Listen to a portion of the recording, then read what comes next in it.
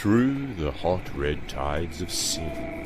This is Faith Blind Council. Everything is within.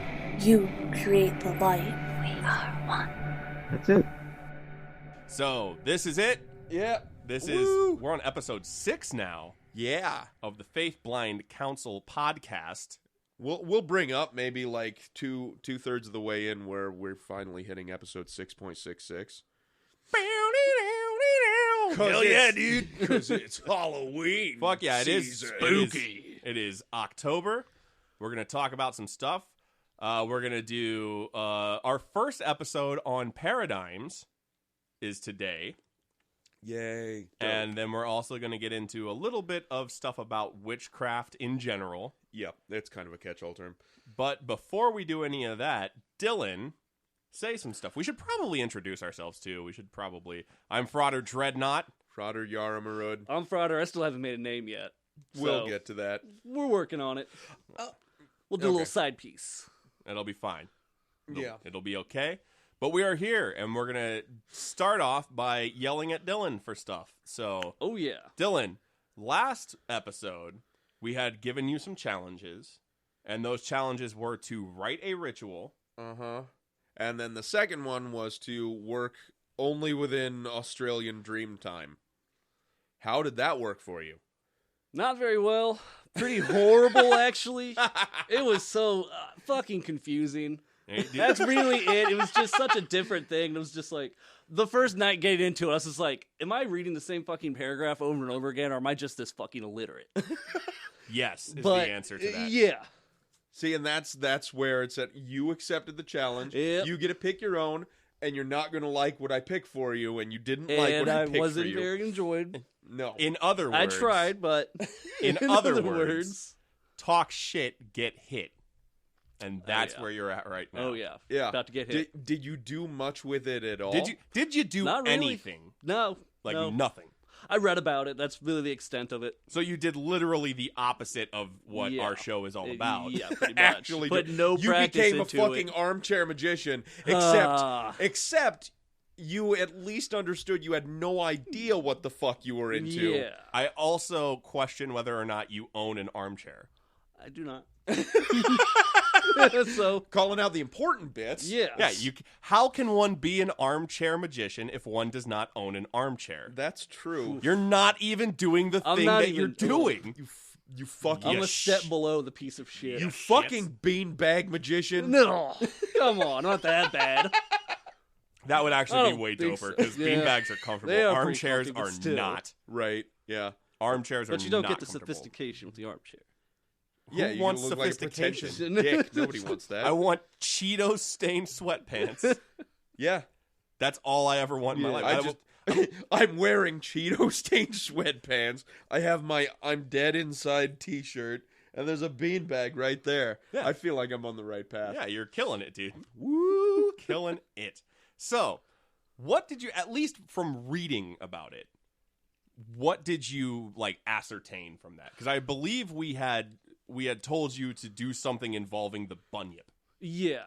And Did you find anything out? I actually didn't even find anything about him. I mostly read about how it all came into being in the the properties of actually what they believe in, like the whole Dreamtime essence of it all. Like everything was created by the ancestors, and it's just living amongst them and using them as like their guidance towards everything.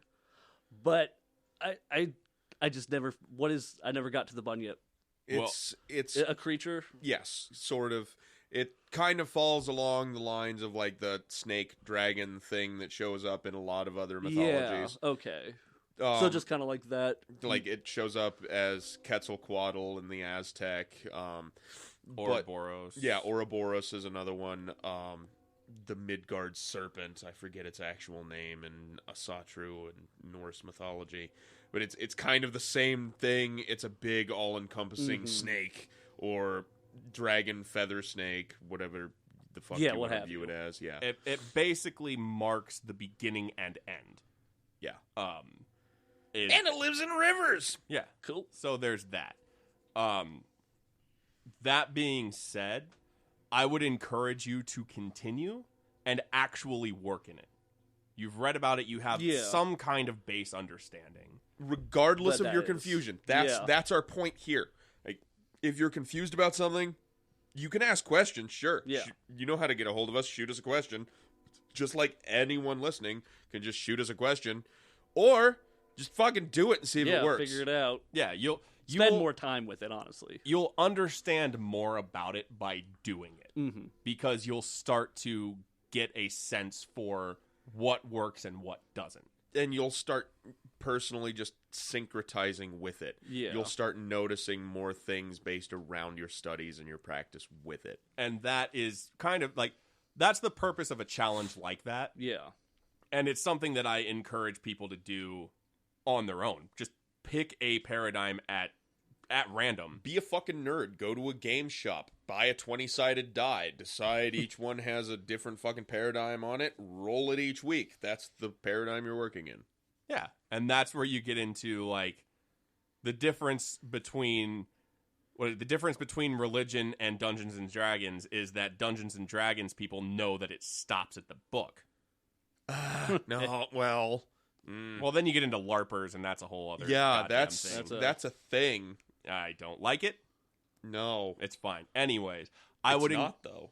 It's fuck it. It's not, doesn't if as long as it doesn't involve my life, That's true. Do whatever you want. Just Until it don't does. invite me to do it, because I will say no, Yep. and then I will probably mock you. Vehemently.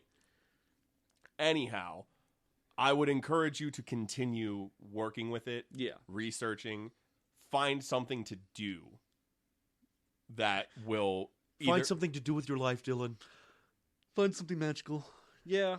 do something Well- that will either affirm that yes, this is something that works for me, or didn't really do much, because then you'll Move know. on. But I'll have the experience with it instead of just, sitting back and reading about it. It's like, oh, well, that's neat. And just because you don't understand it doesn't mean that it necessarily won't click with you Yeah. or that it won't work for you at all, because you could be working through it like 2-3 days in, and then all of a sudden there's a particular entity or something that just happens to click with you. Like, everything else could have been absolutely garbage and didn't work for you at all, but then 2-3 days in, you're like, oh, no shit, that makes sense. And then things start falling into place. Yeah. And It's that's- just finally putting pieces together and realizing, oh, shit, I can do that some more.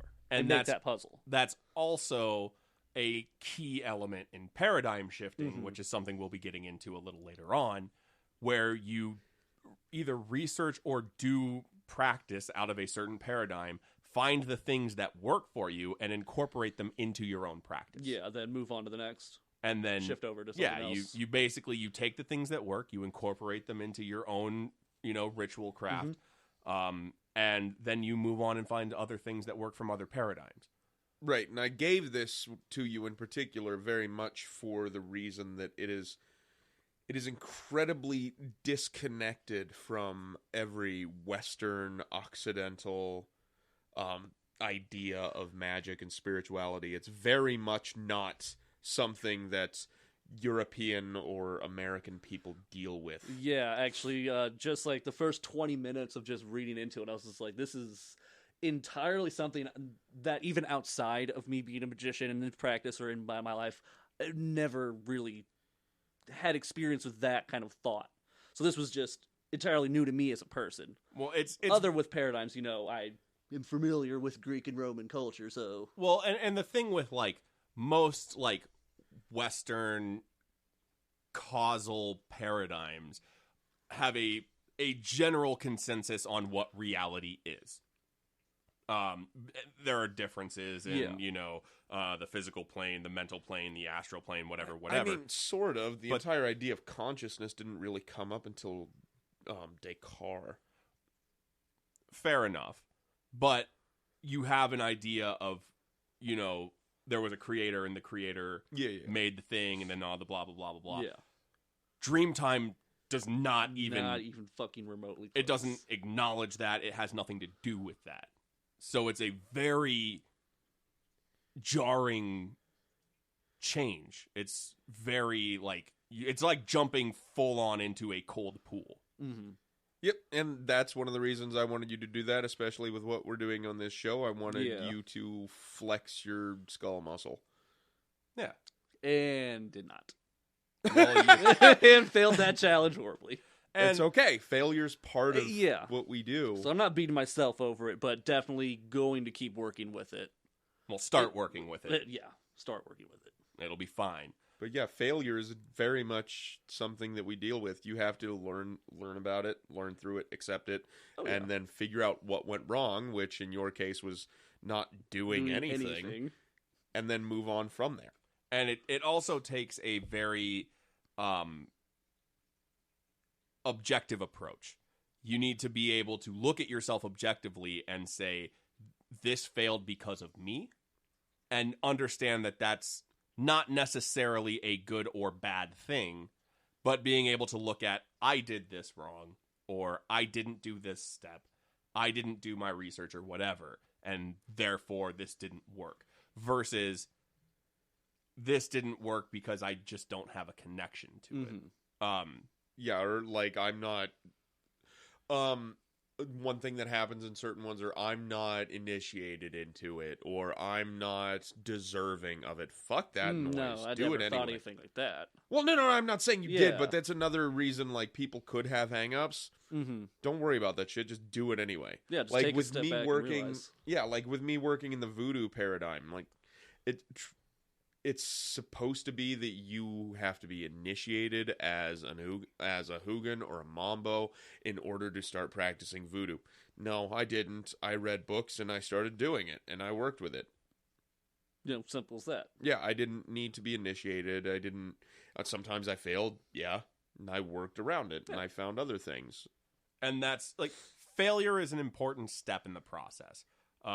It's the axiom, the master has failed more times than the novice has attempted. Yeah. Yeah, very well put. You are there are things that aren't going to work.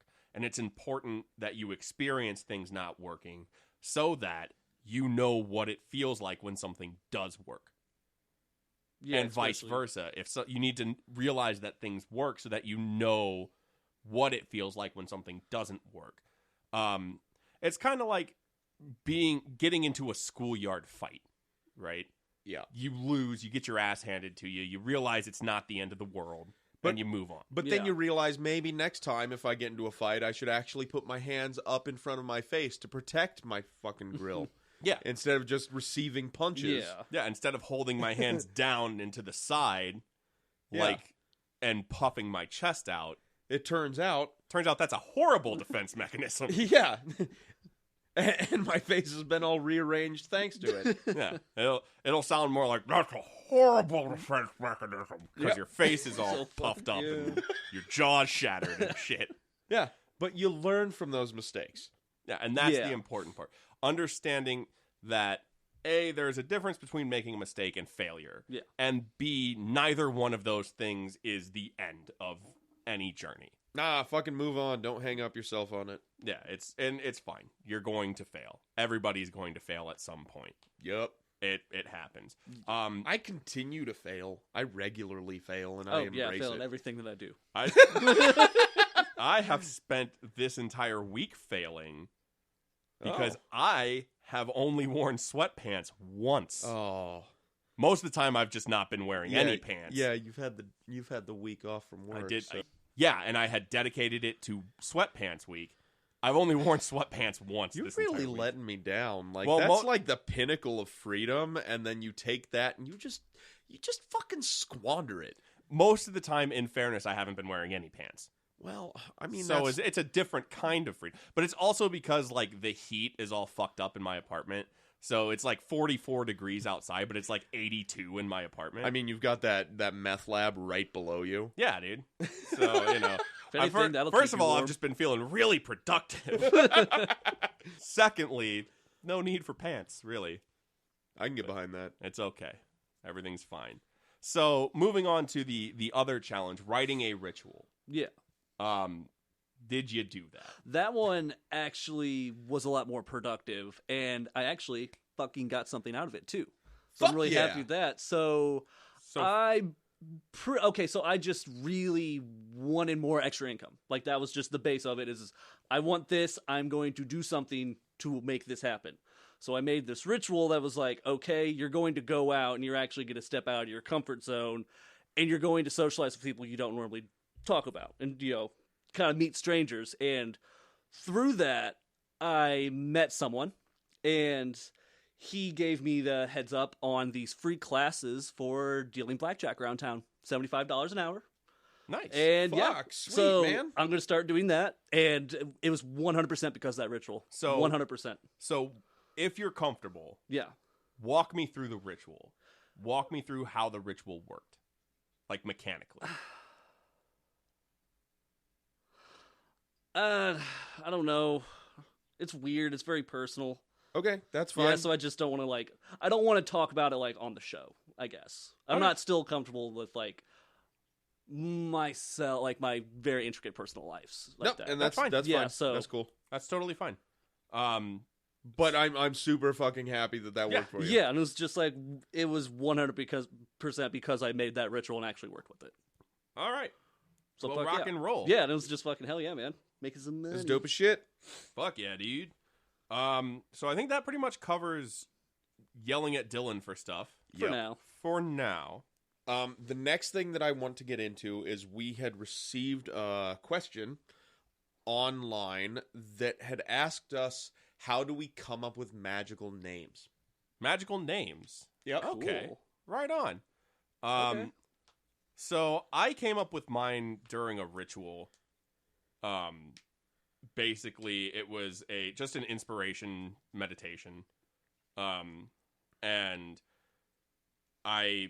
it wasn't anything super fancy. Lit a candle, put some stuff around me that represented the goals that I wanted to achieve with magic, and candle gazed for a while until that kind of through a somatic auditory hallucination, that was the name that came to me. And it's very indicative of the type of magic I do. If you think about historically a dreadnought as a ship, they're just big guns that have motors on them. Yeah.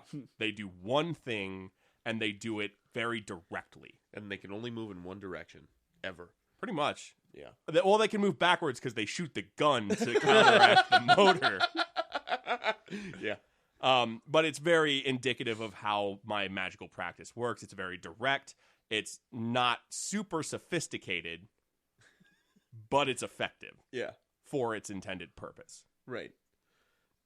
Mine, I've had a few. What are they? Well, before I go on, I would like to say that there are some people who follow the axiom that a magical name by itself holds a lot of power. And so there are some people who believe that you do not give out your true magical name to anyone, because by doing so, you are giving them power over you. I've had a couple through mine, and I have no problem sharing mine. The one I have now is Frater Yaramarud. Before that was Frater Viciate. Viciate was from back very, very early on in my practice, in which I was Kind of, he says. yeah, kind of a fucking edgelord dude as a teenager, and I was looking through old books of archaic terminology and shit and old words that we don't use anymore, and that was one that came up, viciate. It was a verb meaning to corrupt or to make evil. Someone vitiates something. And so I took that as my own name because I was kind of edgelord and just I'm going to make things evil and corrupt. But it turned out very, very, very poorly for me, and my life just kind of turned to shit. Go figure. Yeah, because it became evil and corrupt, and I had met someone who corrupted my life, and things took a downfall and shit like that.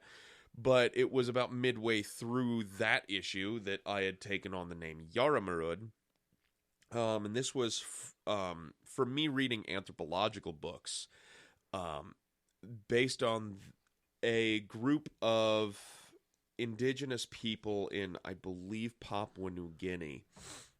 I think they're called the Andanese people. I could very well be mistaken, but they believe in a creation myth that includes a man named Yaramarud, which was the first man to die.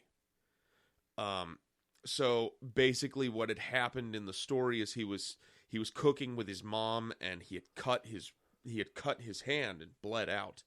And his mom got angry at him and is like, "Well, you're dead, Yaramarud. Go away." And he's like, "Well, no." And so he didn't. And I'm gonna stay in your basement, man. And she's like, "No, you are dead. Go away." And he's like, "No, I'm gonna stay with you." And then finally, she took him out into the woods where there was this hollow tree and stuck him in it. And is like, "Look at all of these spirits around here. They're all dead. You can see them because you're dead too. Now stay here with the other dead people." And then she went back home, and he kind of stayed there and hung out with the spirits. And it turns out, yeah, he was the first dude to die. But then he came back, and to kind of piss off his mom, I guess, he taught his brother how to die too. So he was Morrissey. Yeah, pretty much. Okay. But so I took that name on because I very much like the concept of teaching other people, of being there to assist people in a way that they may not be familiar with, like say with you, Dylan, or you, Dreadnought. Like, I've taught you before on how to do magic and shit, and whatever I know, this is the path I know. I'm like teaching you how to die or whatever, and I'll blaze a trail, whatever, and I'll take it. Well, it's interesting when you think about like the concept of death begetting rebirth. Yeah. So death being a transition. It's very, very apropos. And it's something that I see in your kind of magical working. You are very often the first. You are the first to do something. You're the first to try something. And then you come back with experience of, this is how you can do it. Yeah. Not this is how you have to, this is how you can. Yeah, this is the path that I took. You don't have to follow it. Yeah. But this is my experience. It's very often of the magical minded people, the occultists that I hang around. One thing that stands out to me very often is you are the person that kind of trailblazes. You do something not because someone told you about it. Oh, yeah. In fact, I've done a lot of shit because people told me not to do it. Yeah. So, but I mean, that's like a leftover from your punk rock phase, right? well, yeah, there's that But too. it's also like a very much like, oh, I read about this in a book that no one prompted me to read. Right. I'm exploring this thing. Nobody prompted me to do it. You're like the first, not like, ooh, I'm the first ever, but like among our kind of like interconnected groups, you're usually the first to try something, to do something. Yeah. I think that's kind of something that is suitable. Yeah, and I've taken that, and there's very much the aspect of the name that you choose also helps direct you as well, because before I had taken the name Yarmarud, I hadn't been in a teaching position. I hadn't been anything like that, and really didn't take it on for that reason. I had just taken it because I kind of liked the name and kind of... Well, it was also getting out of that negative. Yeah, well, yeah, that's very much true, but it wasn't something like I had dedicated my life. Yeah, I'm going to teach people. No, it just kind of something that I fell into, and it happened that way. And that's one thing when it comes to choosing your magical name. You very much have to look at all aspects of things that it could be.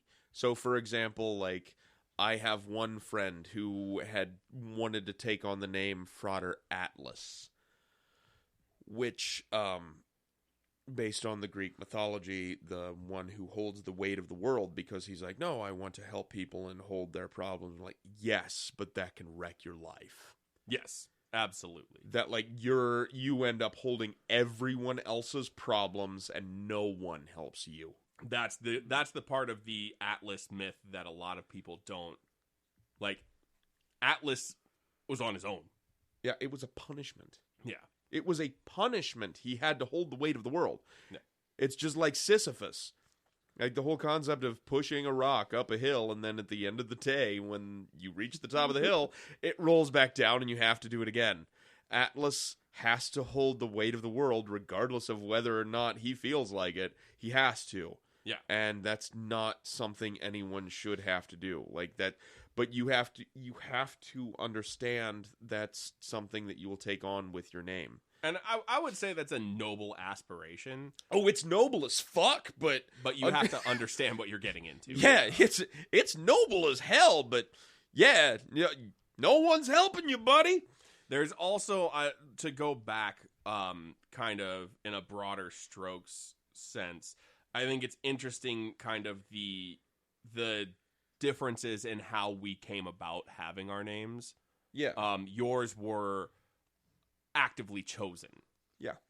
Through research and like, I'm doing this. Whereas mine was... Well, sort of. I mean, I chose my name less on active research, and like the only reason I came upon Yaramarud, honestly, was because I had been reading a bunch of anthropological text and whatever, and then I got like super fucking drunk and then went on to a fucking chat room or some shit, like Omegle or whatever, and it's like, what's your username? Like, Yaramarud.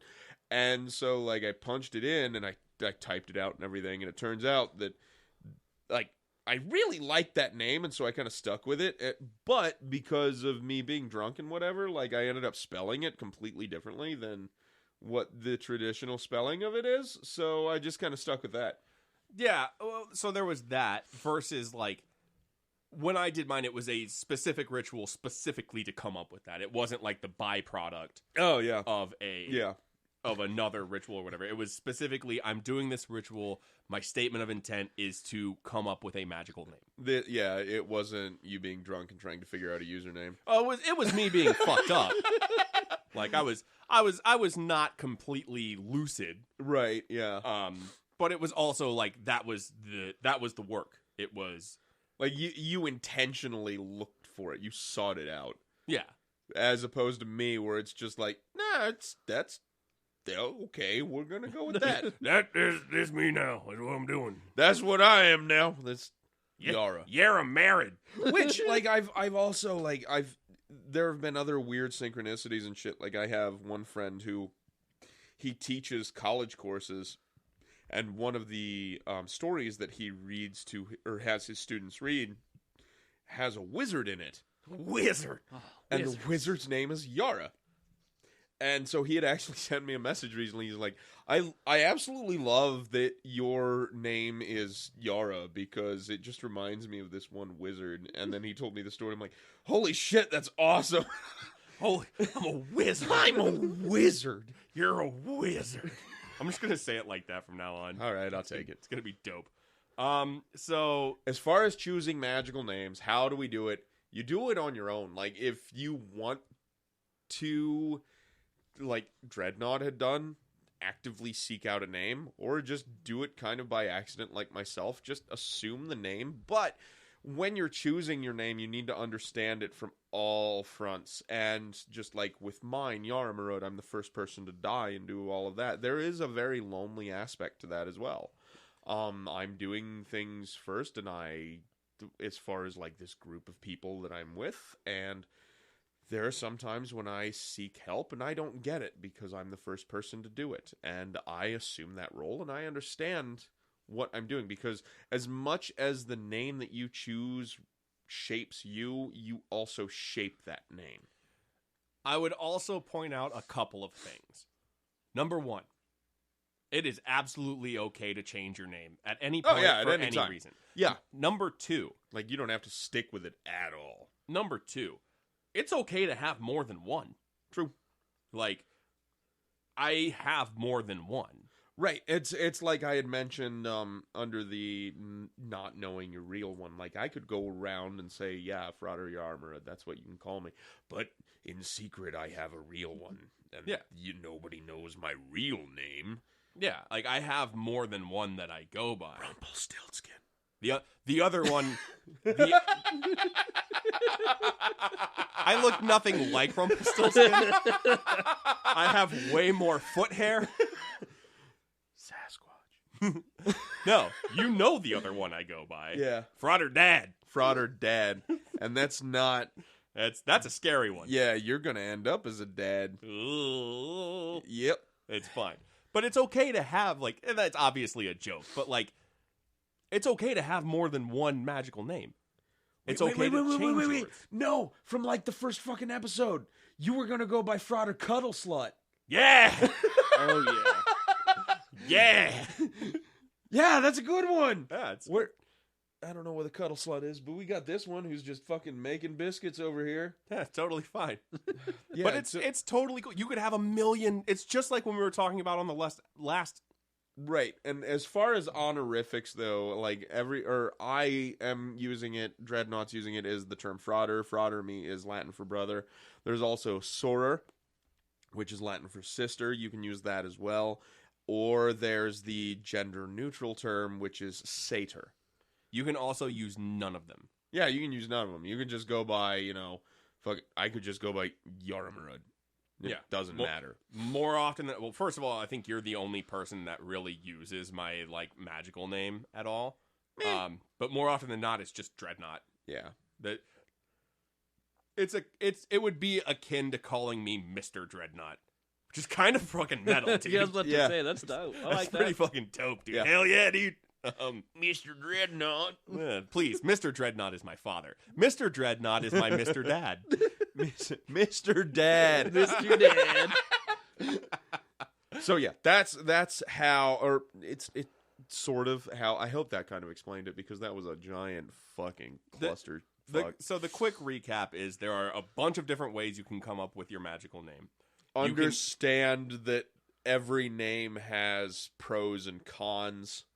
It's also, depending on if you're looking at joining a coven or a pact, they Right. might assign you one. Right, but there's also the fact, like, yeah, it can have pros and cons, even ones that you're not, even if you make up your own name, there are pros and cons to it. Yeah.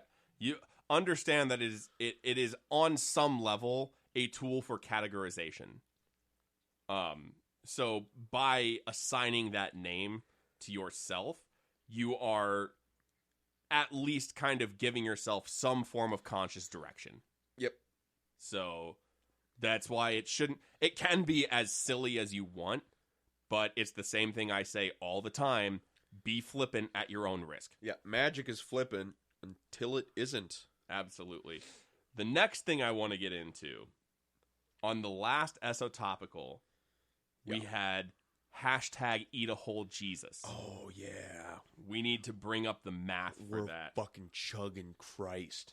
So we had done the math, Right. and this is what we came up with. All right, so as far as chugging Jesus, before we had recorded today, I had just actually sat down and weighed it out.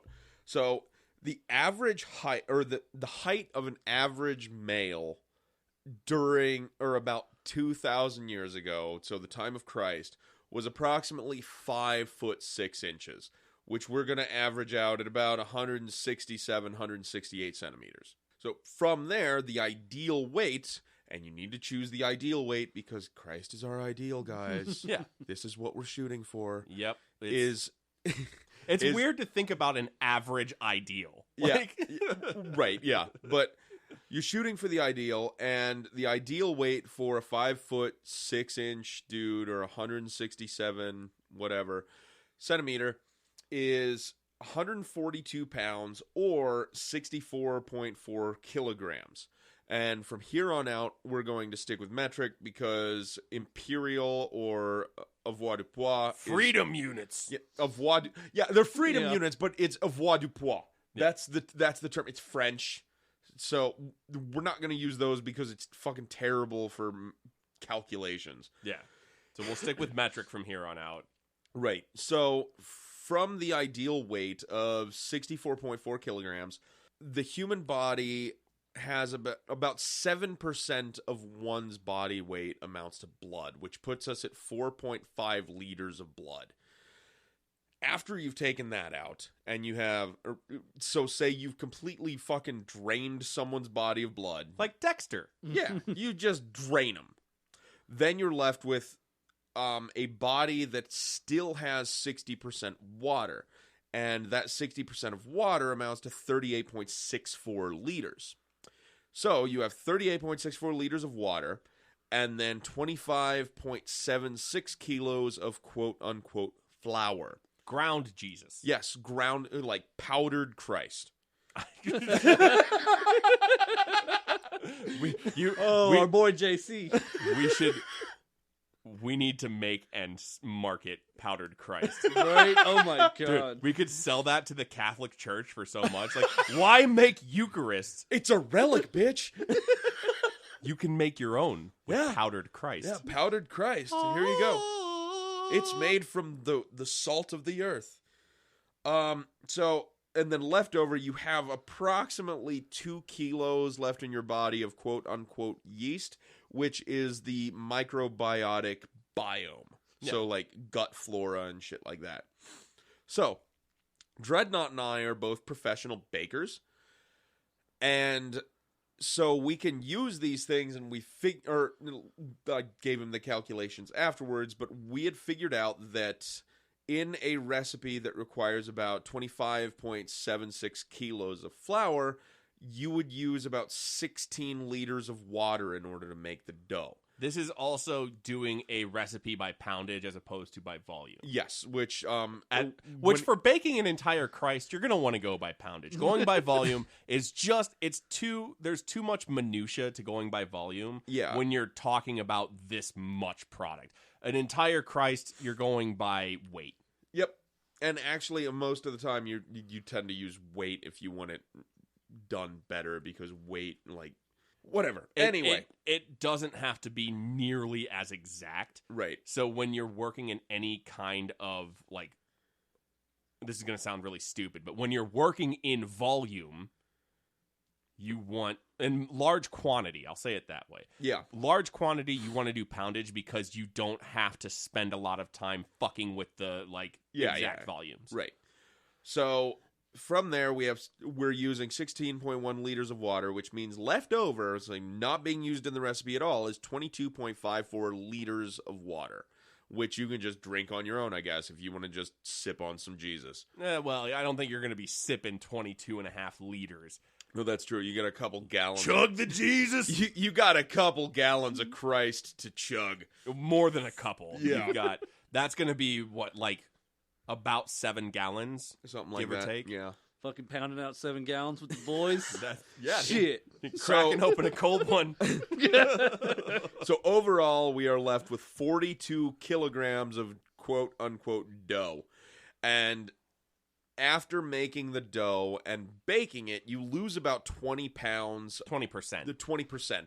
You lose about 20% of the weight of something through the baking process. That would be, what, like 8 kilos, which is roughly 20 pounds. Yeah. So, all in all said, we have to eat a whole Jesus. Hashtag eat a whole Jesus. Here we are. These are the calculations we have right now. 33.6 kilograms of bread and 6 bottles of wine with 22.54 liters of water. That's going to be hashtag eat a whole Jesus. Yep. Again, we invite you next Easter to join us in consuming a whole Jesus. Which, if my calculations are wrong, by all means inform me. But that's what I've laid out so far in like some fucking chicken scratching whatever before we recorded. Now, to kind of break down the kilos of dough, or kilos of bread rather, baked bread, we look an average loaf of bread is like 500 grams. So you're looking at like 67 loaves of bread. That's a lot of bread. So bring some friends.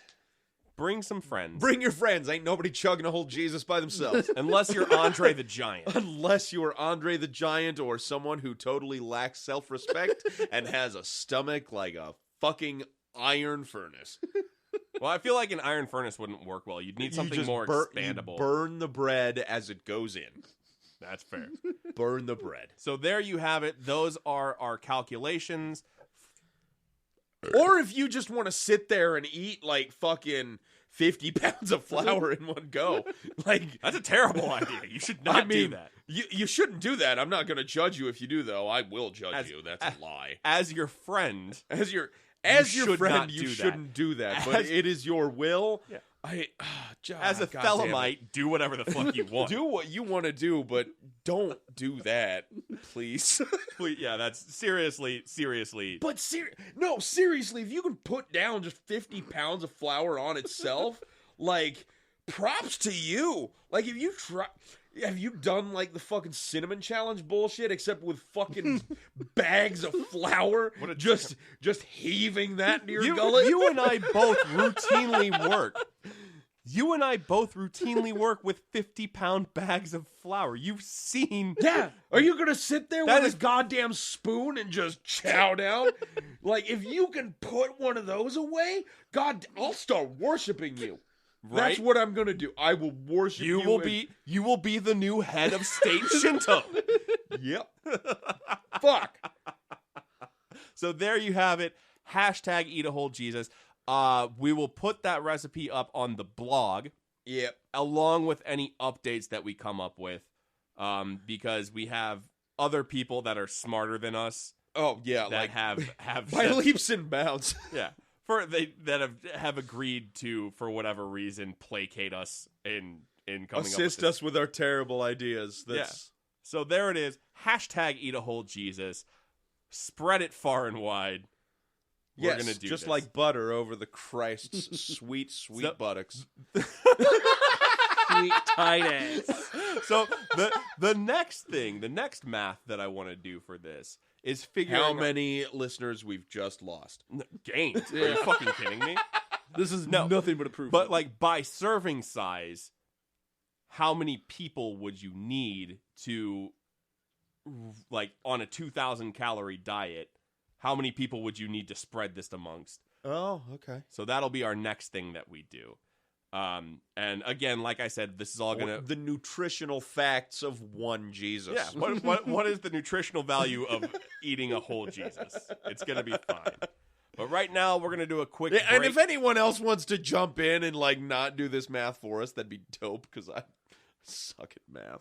I am terrible at sitting down and doing math. The problem is I've played enough fucking video games that require me to do math that Yeah, I I'm know, okay right? at napkin math. Yeah, like fucking. I just hate doing D&D is a It's just gateway math. drug. yeah, It's fuck just it math. is. It's fine. No, even worse, dude. EVE Online, I can do tracking math now. I have no reason to ever need to do tracking math, Hard but pass. I can do it. Hard fucking pass, Fucking dog. dumb. Fucking stupid. Anyways, we're going to do a quick break right now, and then we're going to come back and start talking about Wicca. Yes, It'll because be it's dope. Spooktober or whatever. It still doesn't sit right with me when you no, say it it that doesn't. way. I don't like it. It's but just not. it's a thing I've seen, but It's yeah. terrible. All right, we'll be back. The Faith Blind Council would like to take this time to give a very heartfelt thank you to West of Hell. At westofhell.com, you can find handmade occult artifacts, ranging from ritual leather masks, prayer beads, clephotic mirrors, and other tools of the craft, some even made from human bone. Their resident artist, Curse Carter, creates these pieces with an anti-cosmic and adversarial intent. With years of experience in art forms like tattooing and leathercraft, if the tool you're looking for isn't offered, let them know. Commissions are always welcome. So go out and support West of Hell by visiting their website at westofhell.com. That's WESTOVHELL.com. All right, We're back. now it's time to get into some paradigm stuff. Moving forward, we're going to be doing more with like talking about specific paradigms, etc., etc. I'm going to start using that more, Etc. just to tell people that I'm done talking. Oh, okay. It'll be fine. But for this episode, we're going to be diving a little bit into Wicca.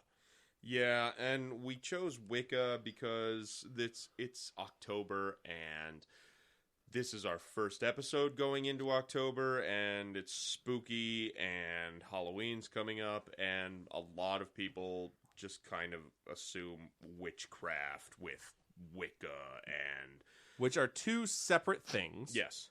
And then moving into October, that's Halloween, is witchcraft and shit. Yeah. So So Wicca is a relatively new religion. Yes. It's something that is classified as a religion. Oh, it is. It is a religion now. Like, you can put that on your taxes. Yeah. Didn't it come around in like the 70s, 60s, earlier than that? earlier than that? 40s. Oh, Yeah. okay. Yep. It's been around for a while. As far as the quote unquote Wicca Yeah. is, like, the actual Wiccan thing was started in the 40s. So for this, most of my understanding came from Scott Cunningham's book, Wicca for the Solo Practitioner or Solitary Practitioner. I can't remember. I've been drinking. Yeah, that's fine. And it's a good book. It's very most of Scott Cunningham's stuff is really good. yeah, it's well written. I believe he's done a second like a second book for solo practitioners. Okay, because As I well. know him from The Encyclopedia of Herbs. yep, that one. There was another one that he did that was also really, really well written, but all of his shit is very well researched, very solid foundation. And I mean, he's also been doing Wicca for a long time. Yep. So most of my understanding comes from reading that book. I believe you had done a different book, but I can't remember what it was. I don't remember what it was. It was interesting. So Wicca for the Solitary Practitioner goes into it goes into a bunch of different things. It goes into practice, it goes into theory. There's also a sample Book of Shadows, which a Book of Shadows in Wicca is basically one's personal grimoire. Yes. Which a grimoire, if you didn't know, is a book of magic. Yeah, it's a book of spells and recipes, etc., etc. Told you I'm going to use it more. Yeah. But one thing to start off with that I really like from Cunningham's take is that there, contrary to whatever people would have you believe, there is no one Book of Shadows. No. A Book of Shadows is a very personal thing. It's something that you come up with as a practitioner, and a important kind of cornerstone of Wicca as a religion is that it's a very solitary thing. There are covens, Which is one thing that was talked about by Gardner when he started the whole thing. yes, it's there are covens, but Wicca doesn't have temples or churches. Wicca doesn't have a centralized, like power structure. No, it's not organized. It's like when one thinks organized religion, they think most likely the Abrahamic shit, like Islam, Christianity, Judaism, but then you also have like Buddhism where you meet up at a temple and whatnot. Yeah, or Hinduism. Yeah, you think of like the Vatican. There is no Wiccan Vatican. No. The most organized that Wicca becomes is through a coven. Mm-hmm. And generally a coven is a group that is working towards a common goal. So the book that I had gotten my info from was Wicca, An Essential Guide to Understanding Witchcraft, Magic, and Spells by Amy Golden. Which, one thing that I actually really respect about Wicca is, at least in Cunningham's view, the idea that magic and Wicca are separate things. Yes. Wicca is a religion that utilizes the practice of magic and ritual. Yeah, it's kind of like my understanding as far as like the difference between hoodoo and voodoo. Voodoo is the religion where you have these deities that you are paying attention to, that you are communing with, versus hoodoo, which is the practice. Yeah, one is the how, the other is the why. Right. So that's something that's very like kind of I like that. That it's not tied into like, well, we have these specific things that only work in Wicca. Like, No, you have... This is a separate thing. This is... You're using magic in general to aid in your practice of the religion Wicca. Yeah.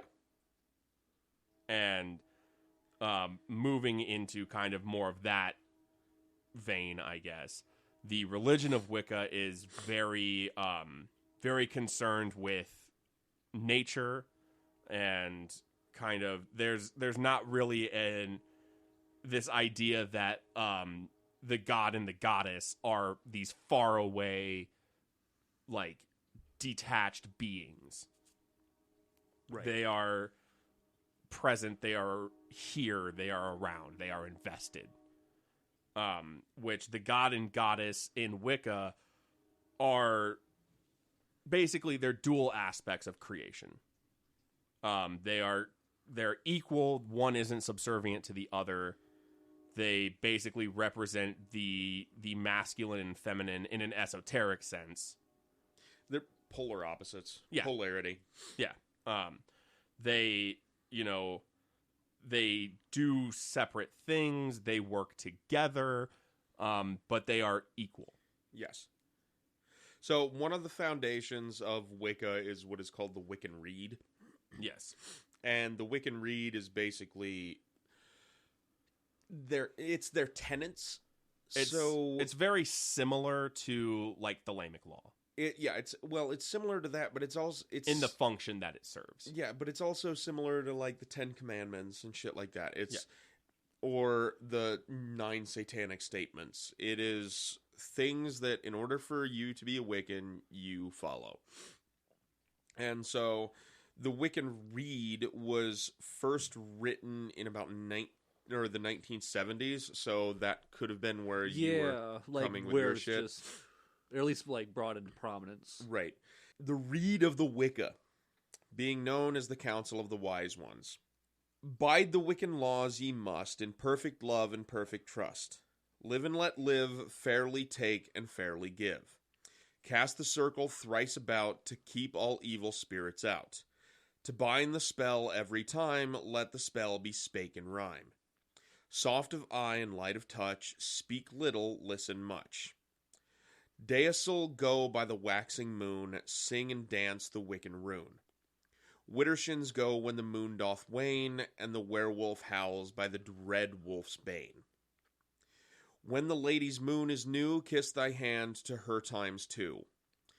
When the moon rides at her peak, then your heart's desire seek.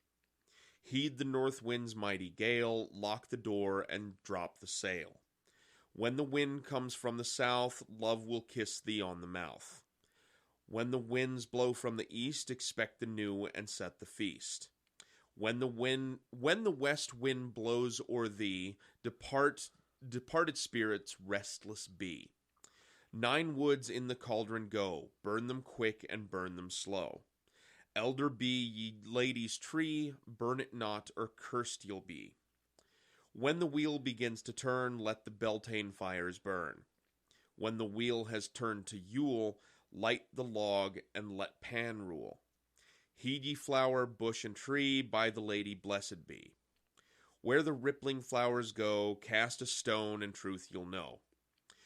When ye have the need, hearken not to others' greed. When the fool no season spend, or be counted as his friend. Merry meet and merry part, bright the cheeks and warm the heart. Mind the threefold law ye should, 3 times bad and 3 times good. When misfortune is enow, wear the blue star on thy brow. True in love ever be unless thy lover's false to thee. 8 words ye Wiccan Rede fulfill, and harm ye none, do what ye will. And that is the Wiccan Rede, what is considered the long Rede. The Rede itself is those last 8 words. 8 words ye Wiccan Rede fulfill, and harm ye none, do what ye will. That's usually, whenever someone talks about the Rede, that's the part they're referring to. Right. The long Rede or those last 8 words? The last 8. Okay. But all of the other things that I had read do play a very important part, particularly mind the threefold law. Ye should 3 times bad and 3 times good. A very particular tenet within Wicca is the concept of the law of threes, which Wiccans in general tend not to do anything curse-wise or hexing, or you don't do anything bad, because anything you do comes back to you threefold. So if you do something good for someone, it'll come back to you 3 times better.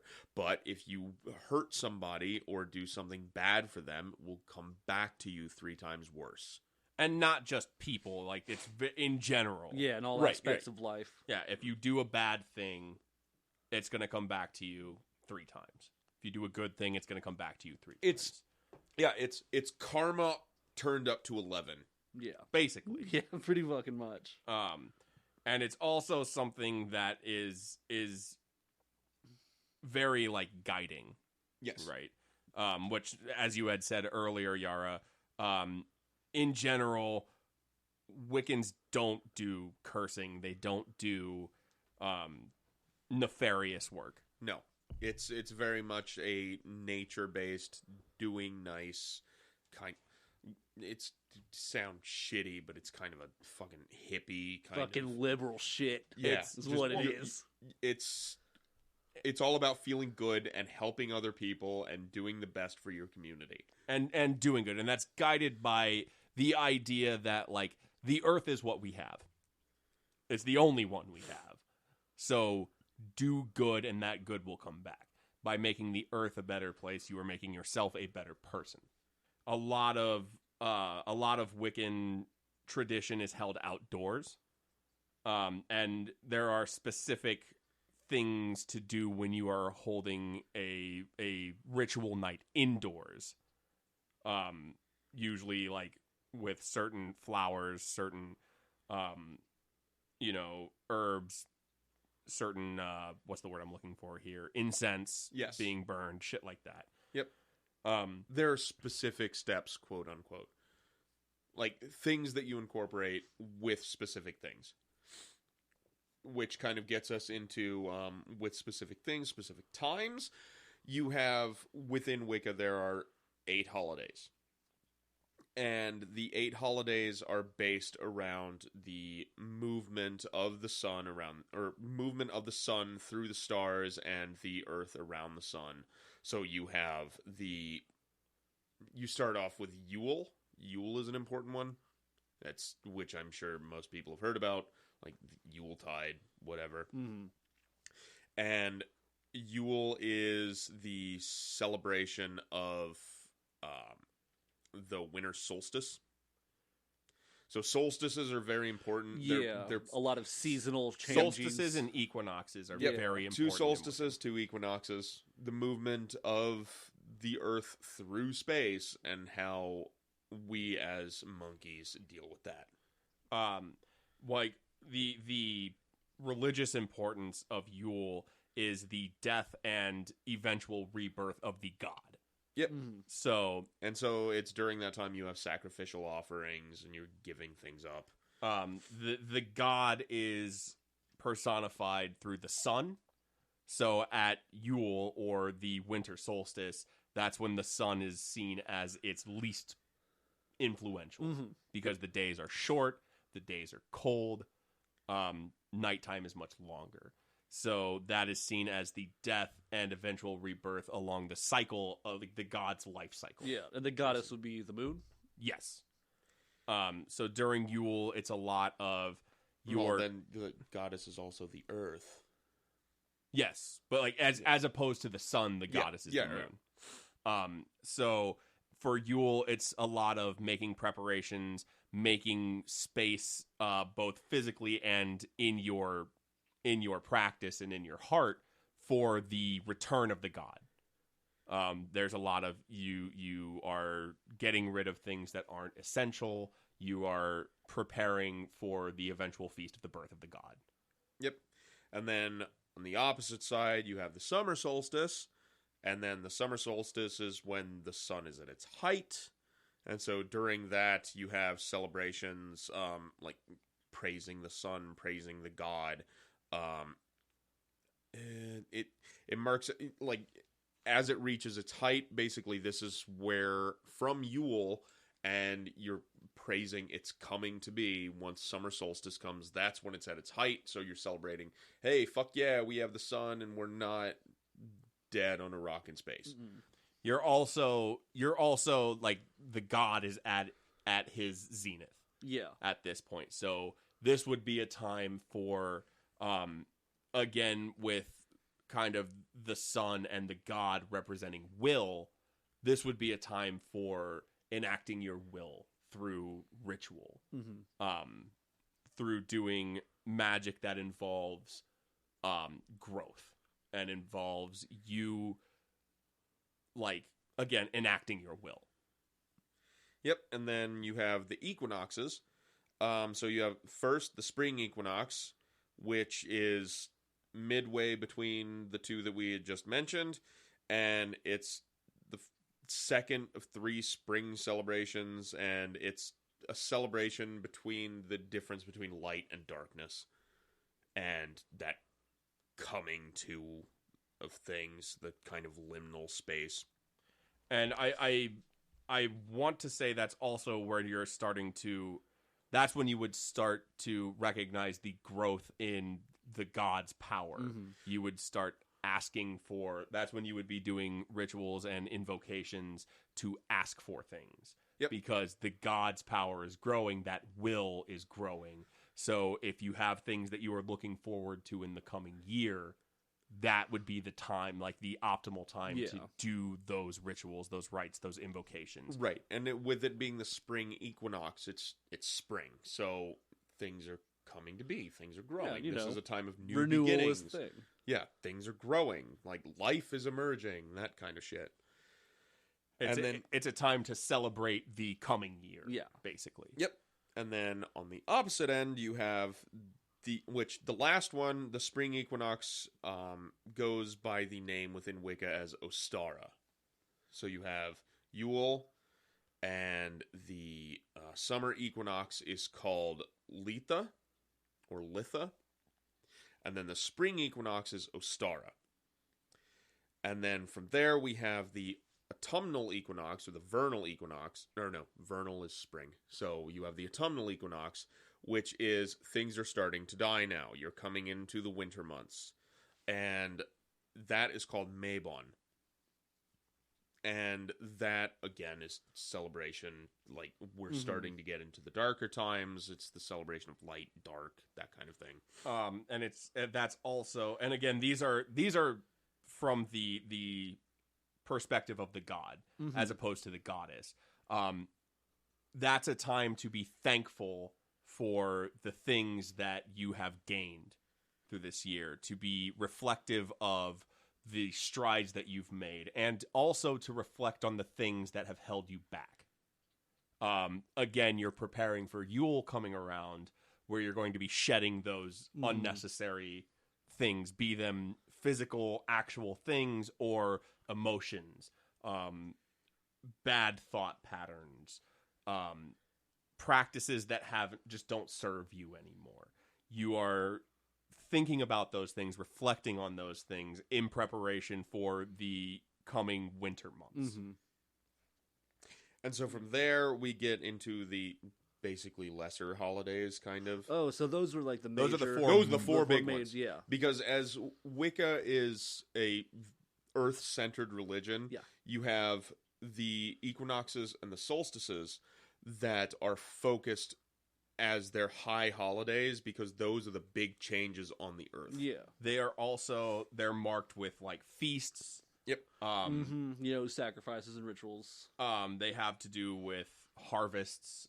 Which, when we say and sacrifice, we don't mean they're, like, cutting the heads off of animals. No, like, it's just offerings, really. Yeah. That's like, which you could throw your shit into a fire. Just like you're giving an offering of, well, here is one thing that I've been working on and I don't need it anymore. This is what you're sacrificing in a fire. Yeah, it should go without saying that a earth-based nature-based religion is not cool with animal sacrifice. Yeah, surprisingly not okay with bloodshed.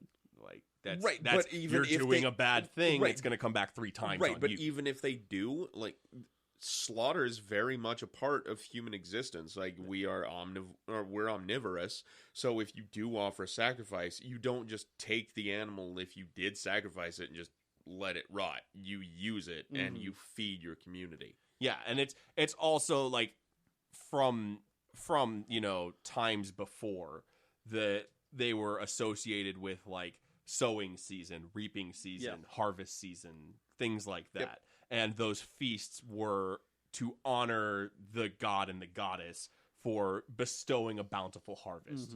And that would have to do with, cattle or whatever, if you had an animal farm, like, a chicken farm or whatever.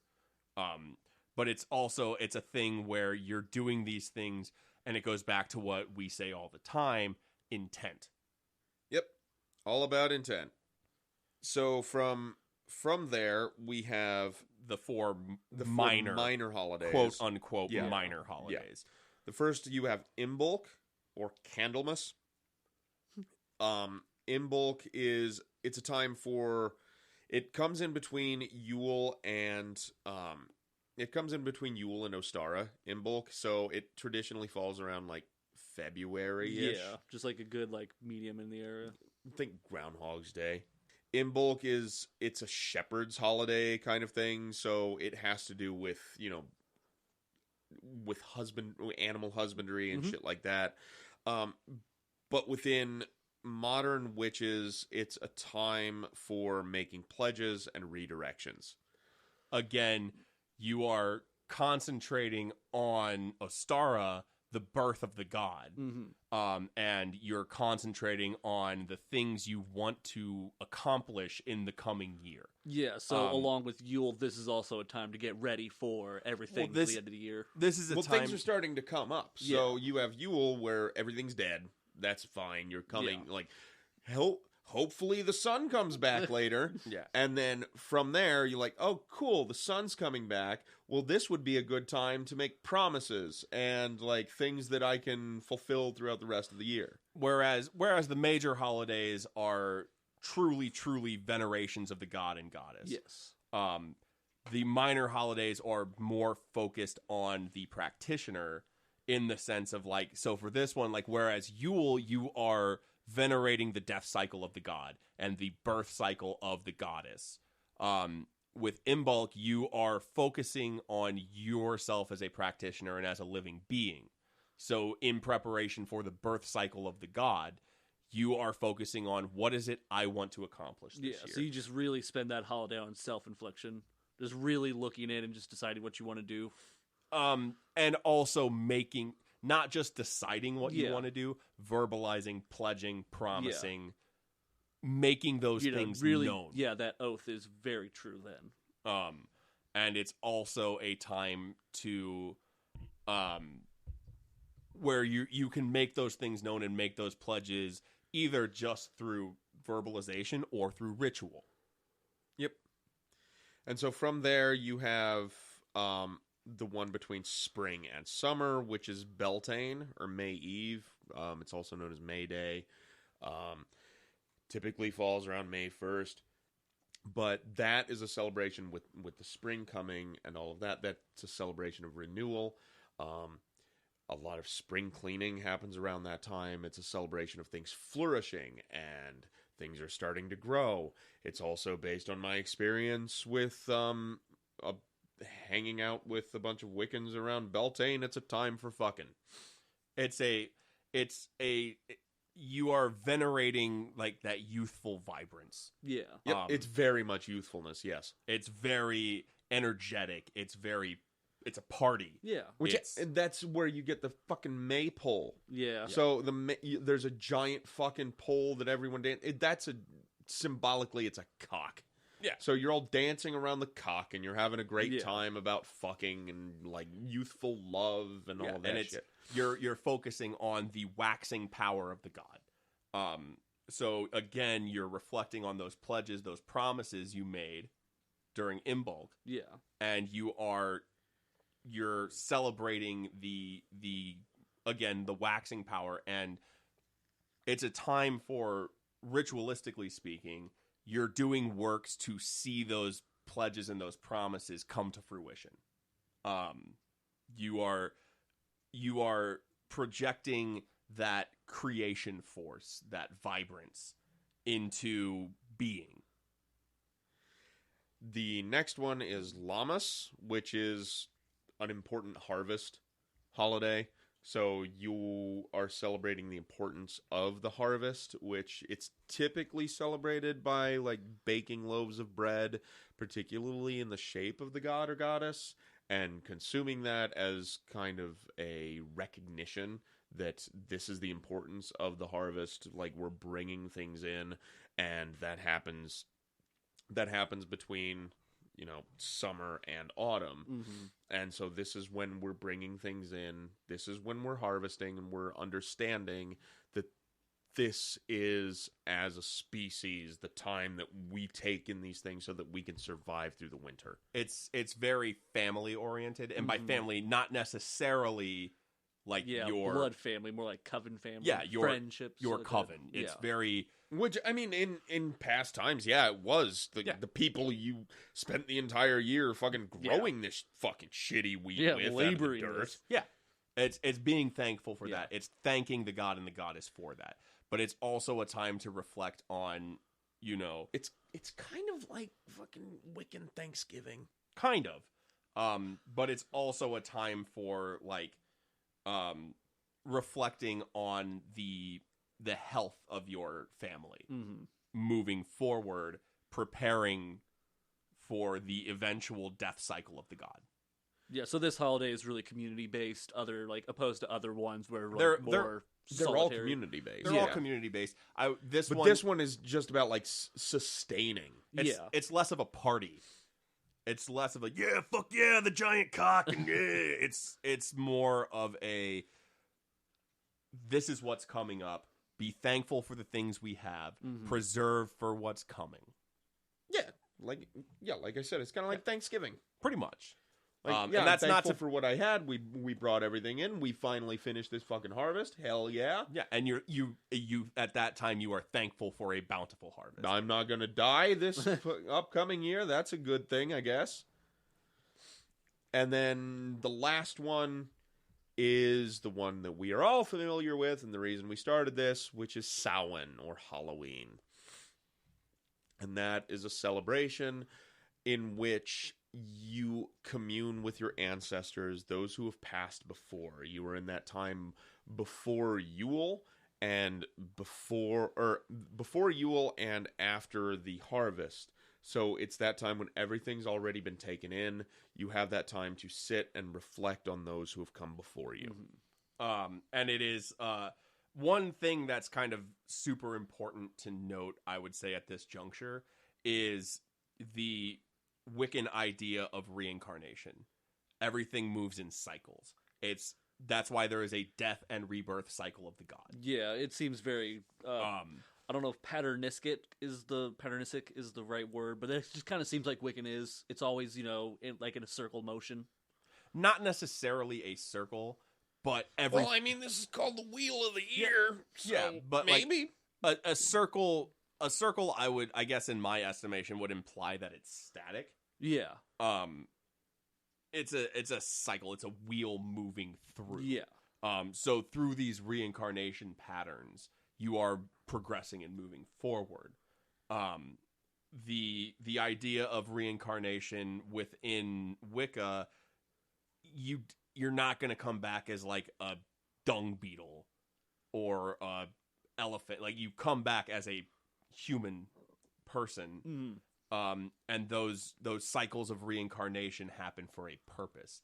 It's for you to be able to continue to grow and learn and evolve.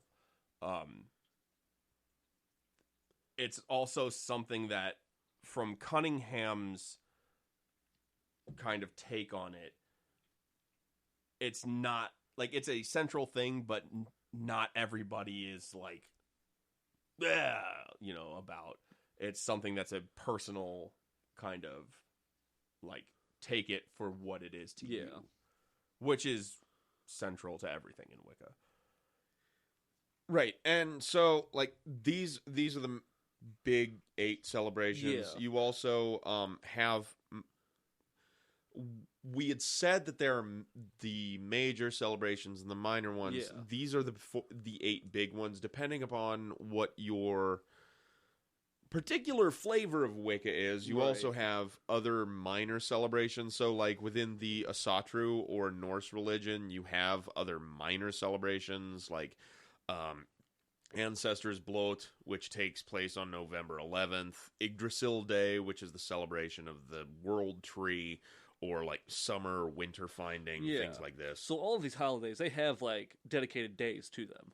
Generally. Oh, yeah, that's what I thought when you were talking about it earlier. There's like around the time. Yeah, around the time. Instead of just having a stacked date. Well, I mean, it's also like it comes from kind of being a very nature-based religion. It doesn't, like, calendar days just serve as a frame of reference. Yeah. Calendar days don't mean shit. Yeah. All of this shit is just man-made when it goes to us going around the sun. Yeah, that's just a frame of reference for your brain to be able to make sense of it. Those are just reference points. The points of power have to do with the actual planet physical position. movement of the Earth around the sun's movement around the super giant or supermassive black hole at the center of the galaxy, and that galaxy moving through the Virgo supercluster. Yeah, it has to do with all of that. So having a calendar day is a lot pointless. Well, it's a lot easier for your brain to comprehend. Like this is happening on November 11th, rather than when all of this shit aligns within the Virgo supercluster. Like you don't know that shit. Yeah. As opposed to like the equinoxes, it's pretty easy to know when that obvious. has. Like you have the sun at its highest point in the sky during the summer equinox. Like we know this. Yeah. We can plot it. We can plot it based on shadows and shit like that. We know this. And those are the holidays based around Wicca. And like I said, there are different flavors. Because one thing with Wicca is it's very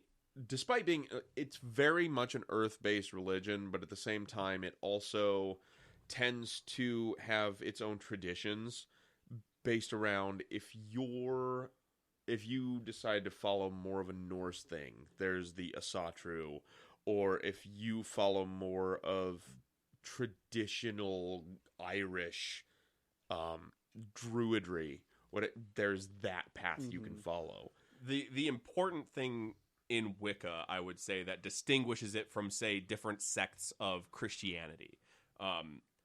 Every different, like, archetype of Wicca is seen as valid and, like, equal. Yeah.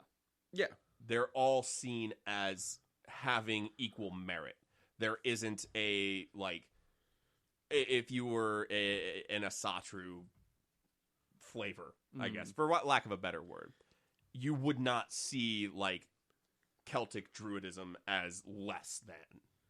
Right, it's just how they perceive it. Like Dreadnought had said with the god and goddess, within each of these pantheons, you have a god and goddess. So within Asatru, you have Odin and Frigga. Within, I'm trying to think of other ones. Druidism, I think they oh god, what is the saint?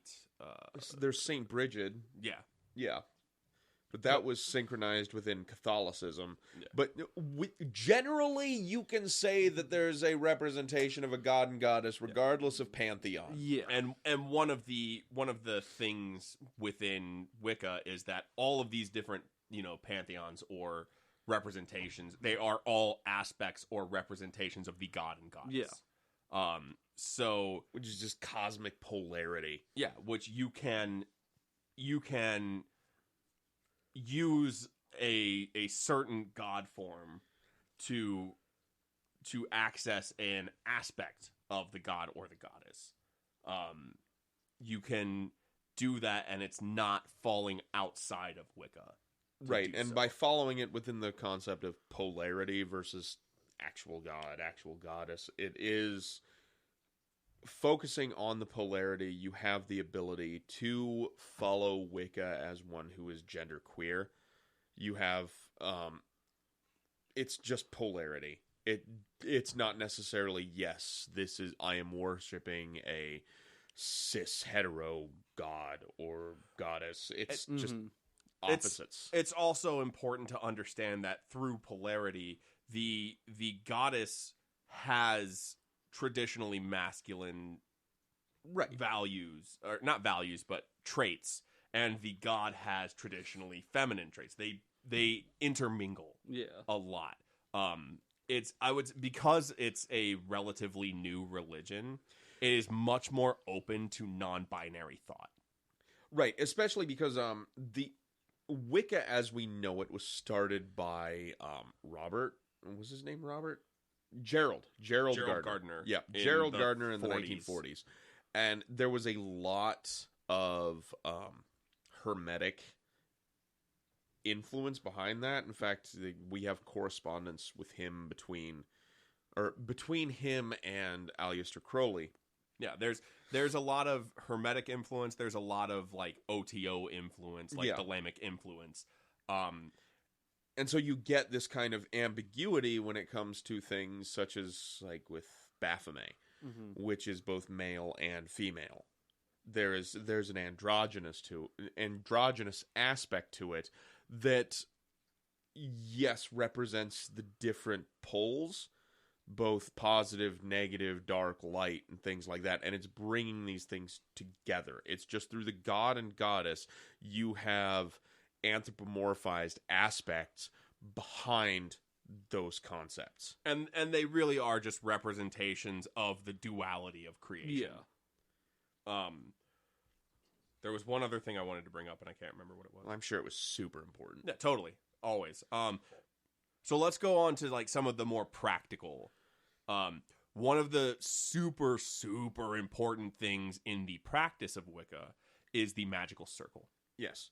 And the magical circle is typically you utilize a tool, be it a wand or an athame, in order to draw a circle around yourself in a mystical sense. And by drawing that around you, it's kind of like we had discussed before. It's the whole concept of like grounding and banishing. You're kind of banishing everything around you as you're about to do a work.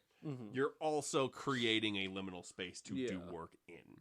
You could use any tool for this, right? It doesn't necessarily have to be... There are specific tools in Wicca that you use. Okay. And each tool has because it's an earth-based thing, they kind of follow the... Okay, so pentagram. Yeah. So circle, star. Yeah.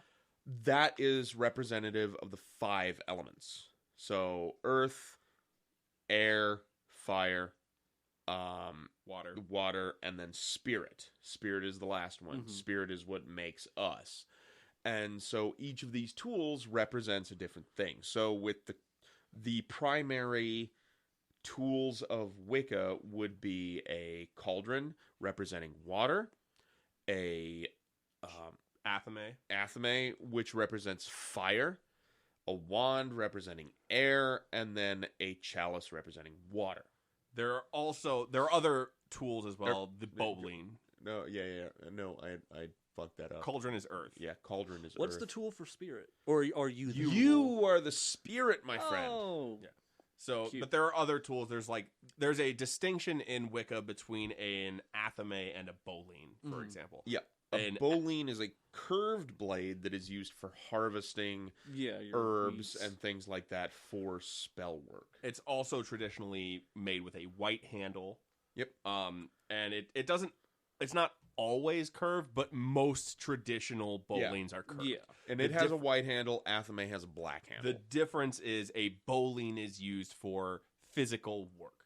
It's used for harvesting. It's used for if you were to cut something for a ritual. You were cutting... I just said cutting. That's really dumb. If you were cutting like... It's like this fucking short story that I read recently. It was really weird. They kept saying the word knife fight, but how they kept saying it was knife fight. There was this iteration in the audiobook that I was listening to. Knife fight. We went into the knife fight. Well, it's what? like, Stop saying that. It's like Midwesterners have just eschewed like fucking. Yeah, just blend it fricatives. together, but still like knife fight. Yeah. Stop it. It's Pretty weird. I it's don't pretty like metal. it. I used to play bass for knife fight. Knife fight. Anyhow, the bowline is used for more practical work. Cutting, if you were cutting cord for a Cutting ritual. cord, or like I said, Harvesting. harvesting herbs, like Yeah. especially around Beltane, harvesting mugwort, which is extremely useful. You would use a bowline for that ritualistically. Whereas an athame or a thame, or there's a million different ways to pronounce it in Wicca. tame. But an athame is used for purely ritualistic work. In Wicca, an athame is dull. Yes, it is dull because even though it is used as a spiritual weapon, you do not use it to draw blood. Yeah. It's used as a weapon in the sense of it's used to direct one's will. Right. Because again, if you're doing anything, it's going to come back on you 3 times. So it's more as a directional point. Yeah. Our esoteric laser pointer. Yeah. An athame is used purely for magical work, constructing the magical circle, directing one's will. Carving things out in the reality around you. Yeah, it is not used as a physical cutting tool. That's the difference. The big difference between an athame and a bowline is basically in how they're used. There are also other tools. Wicca considers like candle holders tools. It considers There's certain- the censer. a censer. Having a scourge, which is a kind of religious whip. Censer is a tool for burning incense. There's a more of an emphasis within Wicca to use loose incense. Yeah. The actual leaves of things that you want to use as incense, as opposed to using like stick incense. Okay, or so charcoals. I was incorrect in this. So as far as the 4 elements go, you have the water is represented by a chalice. The athame is air. The wand is fire. And then the pentacle itself, having one out, or it's having one drawn and or etched into something. It's also called a paten. So just something in which a pentacle is drawn, that is representative of Earth. So a pentacle is just the shape, Yeah. the concept, I guess. But you A could pa- also incorporate things like, the triquetra, which is the 3 thing. It's I'll show you. triangle. It's a like Celtic knot interwoven triangle thing. Does that make sense? Nope, not at all. God damn it. Anyhow, a paten is the physical manifestation. Or That representation. thing, that would be Dylan. Earth. This thing. Oh, hey, I've seen that around. Yeah, that's called a triquetra. That you can use in lieu of a pentagram. Yeah, but that would be Earth then. And Yes, also that is representative of Earth. and also going with the highly individualistic nature of Wicca, you could Fuck use, it, chalice is fire. Yeah, you could use anything Yeah. to represent it as long as your intent is good. Chalice is fire, just like they said in Harry Potter. It's the goblet of fire, dog. Goblet, chalice, sure, fuck Same it, I got thing. it, I'm with it. Yep. So those are kind of like those are the tools that we kind of went over. The practices, the magical circle is hugely important.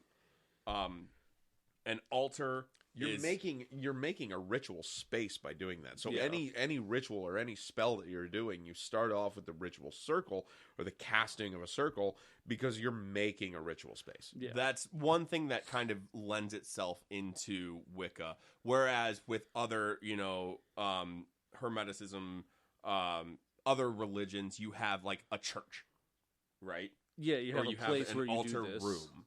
You have this stuff. In Wicca, that is not permanent. You build the ritual space each time you are intending to do ritual. Same with the altar as well. Right. You have Yeah. There are Just things a that new you altar can- for every time. There are things you can use to represent an altar, but Yeah. every time you set it up, you rebuild it. Yeah. Right, especially since it's such an outdoor thing.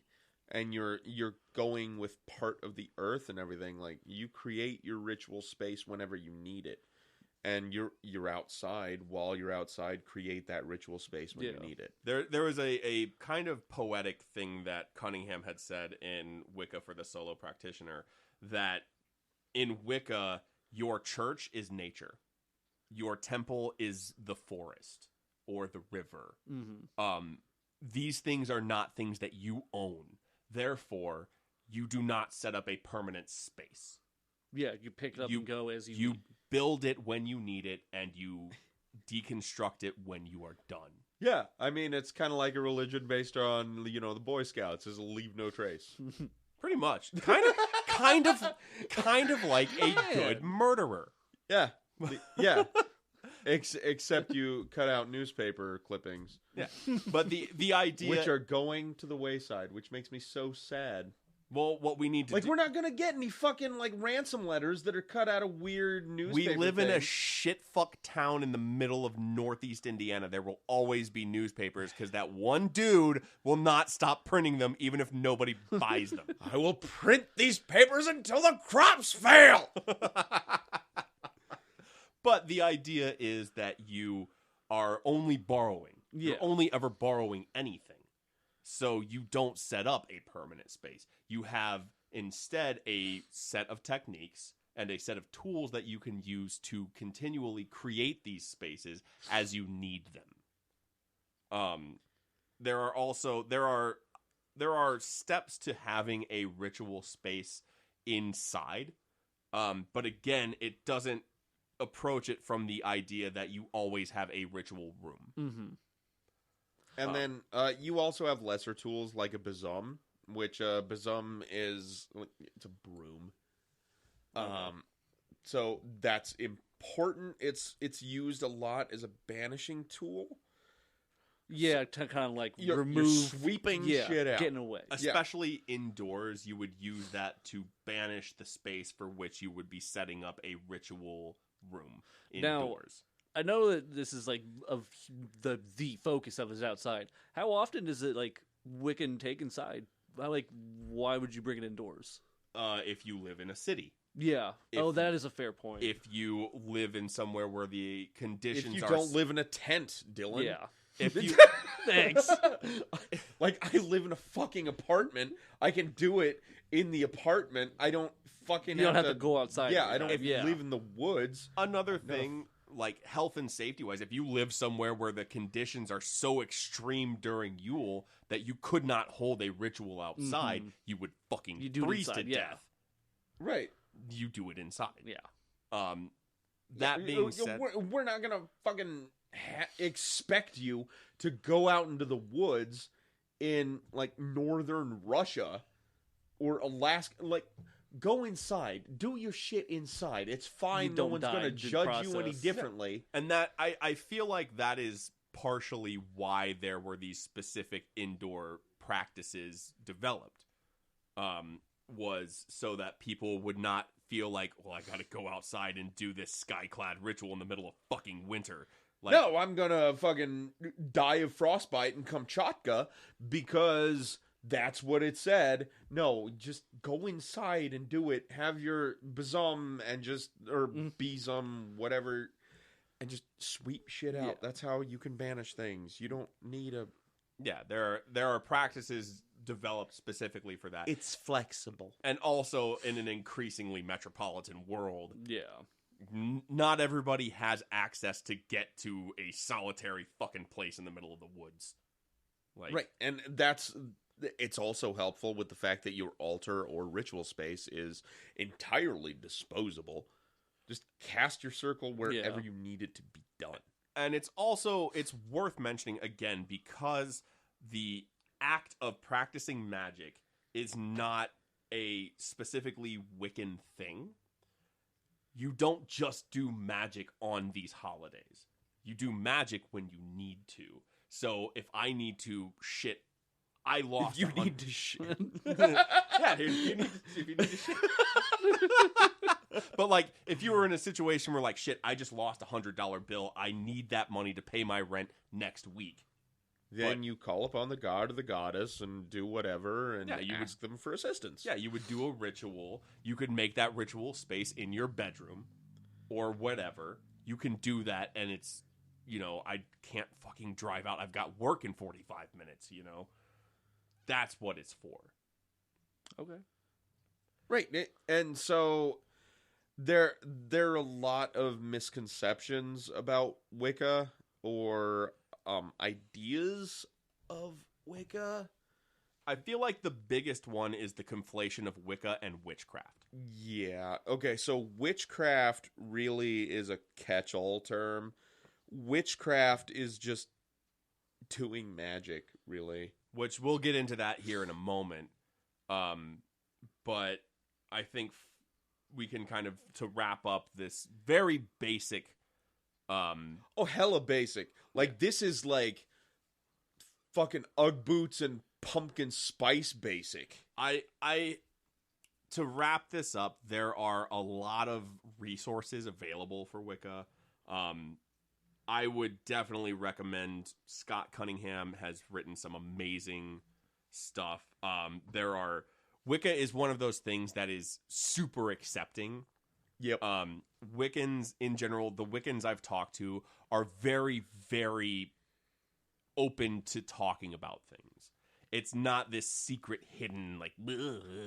Go bother your neighborhood Wiccan. Yeah, just ask them questions. Find a fucking the Wiccan subreddit or whatever. Like, it's a very positive kind of thing. The one thing I would say that I've probably taken away from Wicca, I've done a couple of Wiccan things. I've taken part in, Wiccan traditional holiday festivities and stuff. The one thing I would say I've taken away from Wicca as a religion is the idea of a book of shadows. I really like the idea that a book of shadows is something that is not, there's not just one. Everybody make your own. Yeah, your a own coven grimoire. makes their own. A practitioner makes their own. It's a very good way of incorporating the idea of journaling. Yeah, it's a stylized journal. Yeah, but it's a way of keeping track of these are the rituals I've done that have worked for me, and I can recreate them step by step so that I know that I'm incorporating the elements or the steps. Yeah, and make it spooky. I just said steps 3 times. You did. I'm Dumb. proud of you. I'm dumb. It's okay. No one said otherwise. You're right. Ah! So yeah, I would say Wicca definitely has its merits. There are things, again, with any paradigm, things that don't jive with me, but Same here. I don't really believe in the law of threes. I don't necessarily believe in the law of threes. I don't believe in the I don't believe everything has to be said in rhyme. It just bothers me. I'm not good at rhyming. Well, okay. So there's a thing that happens within the English language in which saying things in rhymes, and not just that. It's what is it? It's I think it's a specific kind of meter that when you read it, you understand it as being magical.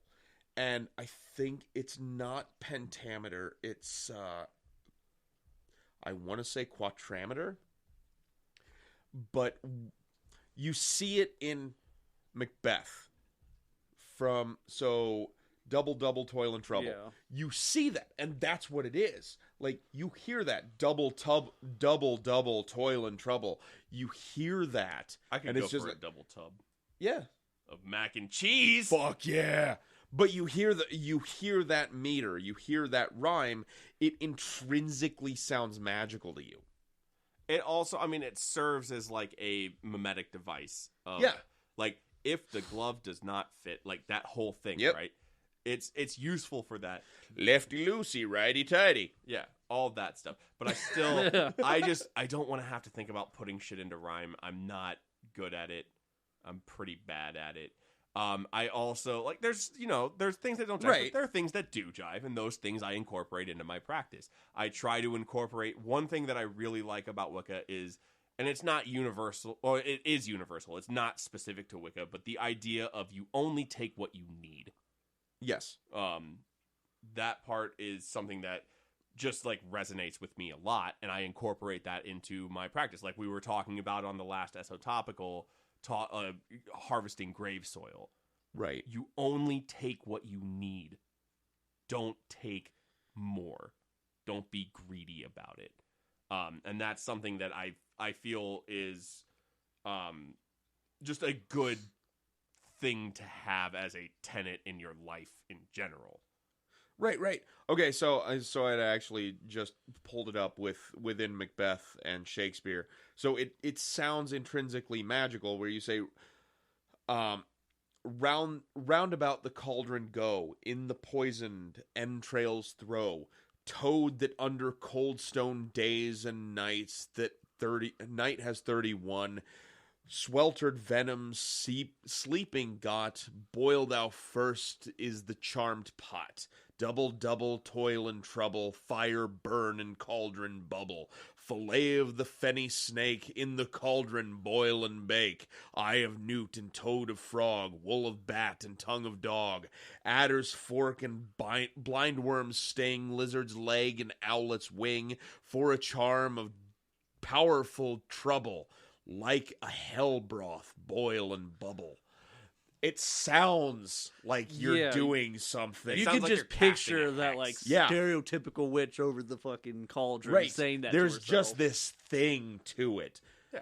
And so I can understand that behind, like, as a dude who's studied linguistics, like, I understand how we can see that. Well, I would even go back and kind of walk it back for me. I understand in a very general sense the importance of verbalizing your intent. Yes. So by writing it in rhyme, it makes you focus and verbalize what you actually want.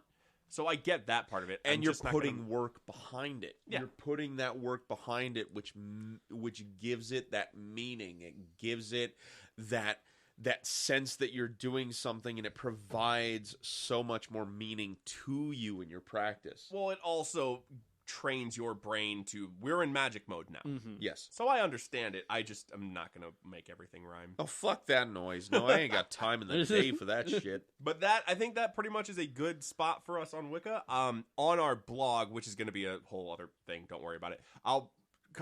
We'll make like a reference page for some stuff, I think. Eventually. Well, yeah, there we go. That was a terrible dab. I'm gonna fucking hit that dad. But we're going to go into another break real quick, and then we'll come back, talk about the history of witchcraft as a term, and just, whatever.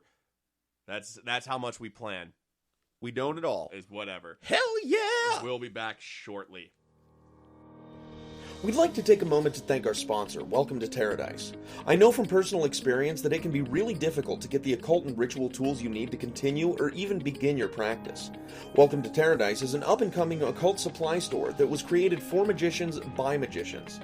Each and every item is either handcrafted or personally vetted by one of the practicing occultists that make up their team. Not only do they offer ritual and magical tools, Welcome to Paradise can also provide you with detailed tarot readings, occult-themed bone art, pendulums, one-of-a-kind rosaries, or even basic magical kits to help you on your journey through the great work. Welcome to Paradise is looking to build a community of magicians, whether veterans or novices, that seeks to help other practitioners hone their craft regardless of their path. So, if you're on the lookout for ritual materials from hoodoo to Wicca to Left Hand Path and more, or if you're an artist that's wanting an outlet for their occult or magical themed goods, be sure to check out WelcomeToParadise.com. Okie dokie, we're back again. Yep. Just like, I don't know, herpes. Oh, no, I don't want to be herpes. Well, that's what we are. Okay, we're herpes. We're here we are. All right. So now we're going to talk a little bit about witchcraft. More so kind of like the history of it as a term. We had said earlier, it's a catch-all term for Practicing magic. Yeah, basically. And it can incorporate a lot like folk magic, which is pervasive throughout history. Just people, living on farms and shit, just doing magic in order to help themselves, in order to help their crops, their families, whatnot. The term heathenry, or one being a heathen, comes from Latin, and the whole concept of those people who out in the heath or out in the fucking boondocks, the shit that they do. Which is different from hedonism, Yes. which is just fucking a lot. And drinking a lot. Yeah. And drugging a lot. Yeah. Basically living your best life. Doing the best that you can do. That is different from heathenry. Right. But with it being close to Halloween and us talking about Wicca and everything, I think it's very important that we should bring up the whole idea of the Salem witch trials and the witch trials in general. Yeah. So it's kind of a largely misunderstood section, especially of American history. But in general, right? So going back, way back, like, the church's stance on witchcraft wasn't always burn 'em. No, not at all. For the longest time, like, back to the 1300s, basically it was just like, no, it's not real.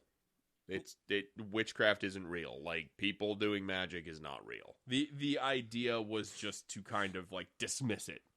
Yeah, it's not real. And then, but you did get these things where people did know what they were doing is fucking witchcraft and it's wrong. But that came from it came from a theological argument that if someone is doing witchcraft, if they are performing magic or whatever, it is them actively acting against God's will.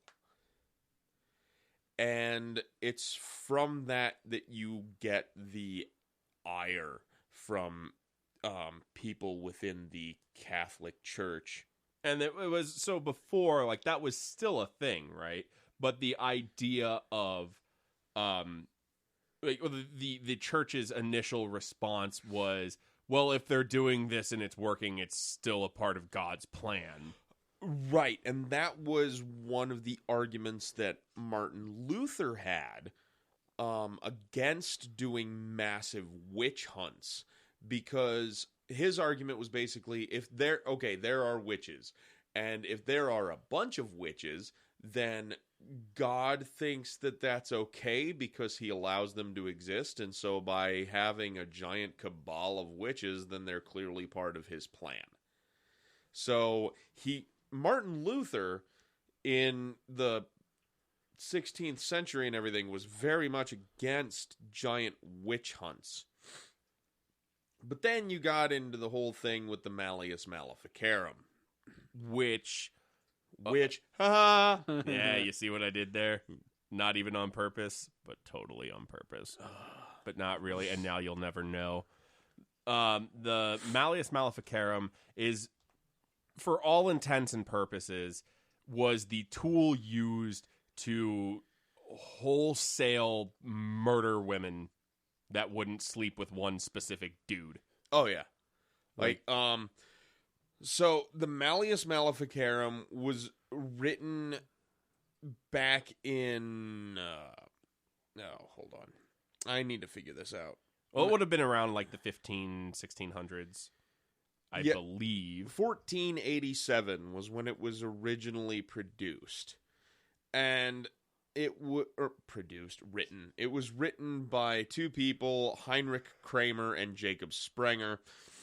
Heinrich Kramer is the giant piece of shit here. Heinrich Kramer was he was a dude who would go around and constantly seek out witches and people he thought who were fighting against himself. He was one who was given basically the rights from the Pope to just kind of do your own thing because he was a piece of shit. Do you think it was the Pope giving him that, or the Pope just being like, dude, fuck off, I don't want to hear it? No, it was definitely the latter. Like Heinrich, like, yeah, I don't think that they want to sleep with me, and the Pope was like, dude, just fuck off. Right. Just go No, do it was I will definitely burn that. them. Okay, whatever, fine, I don't fucking care. Just stop bothering the I rest gotta of us. get a better Pope crown made. Yeah. A And 300-pound Pope hat that I'll never wear. Right.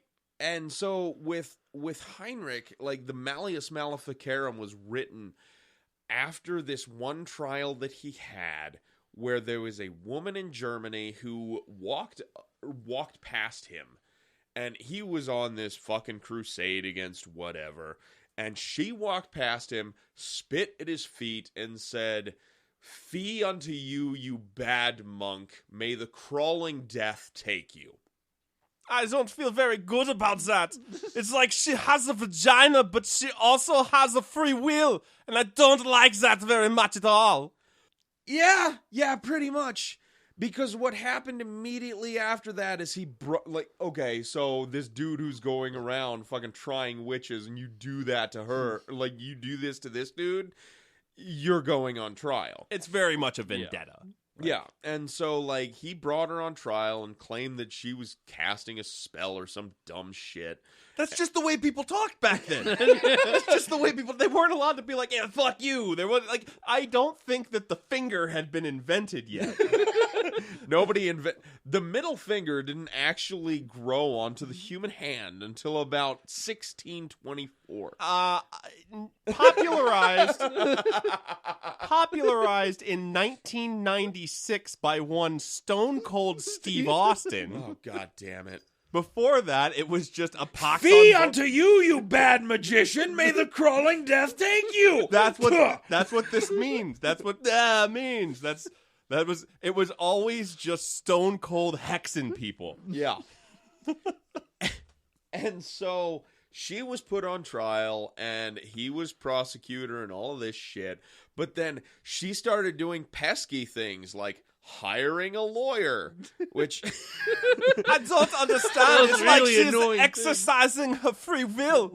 right. And so, like, she did all of these things, like hiring a lawyer and having her friends say, no, like, you're kind of fucking dumb for doing this. And so it was after all of that shit. Like, okay, the worst part was during the trial, he started asking, like, really weird, inappropriate questions about her sex life. Excuse me, would you say, as a matter of law, that you put 2 in the pink and 1 in the stink? God damn it. Shut the fuck up, Heinrich. And that was it.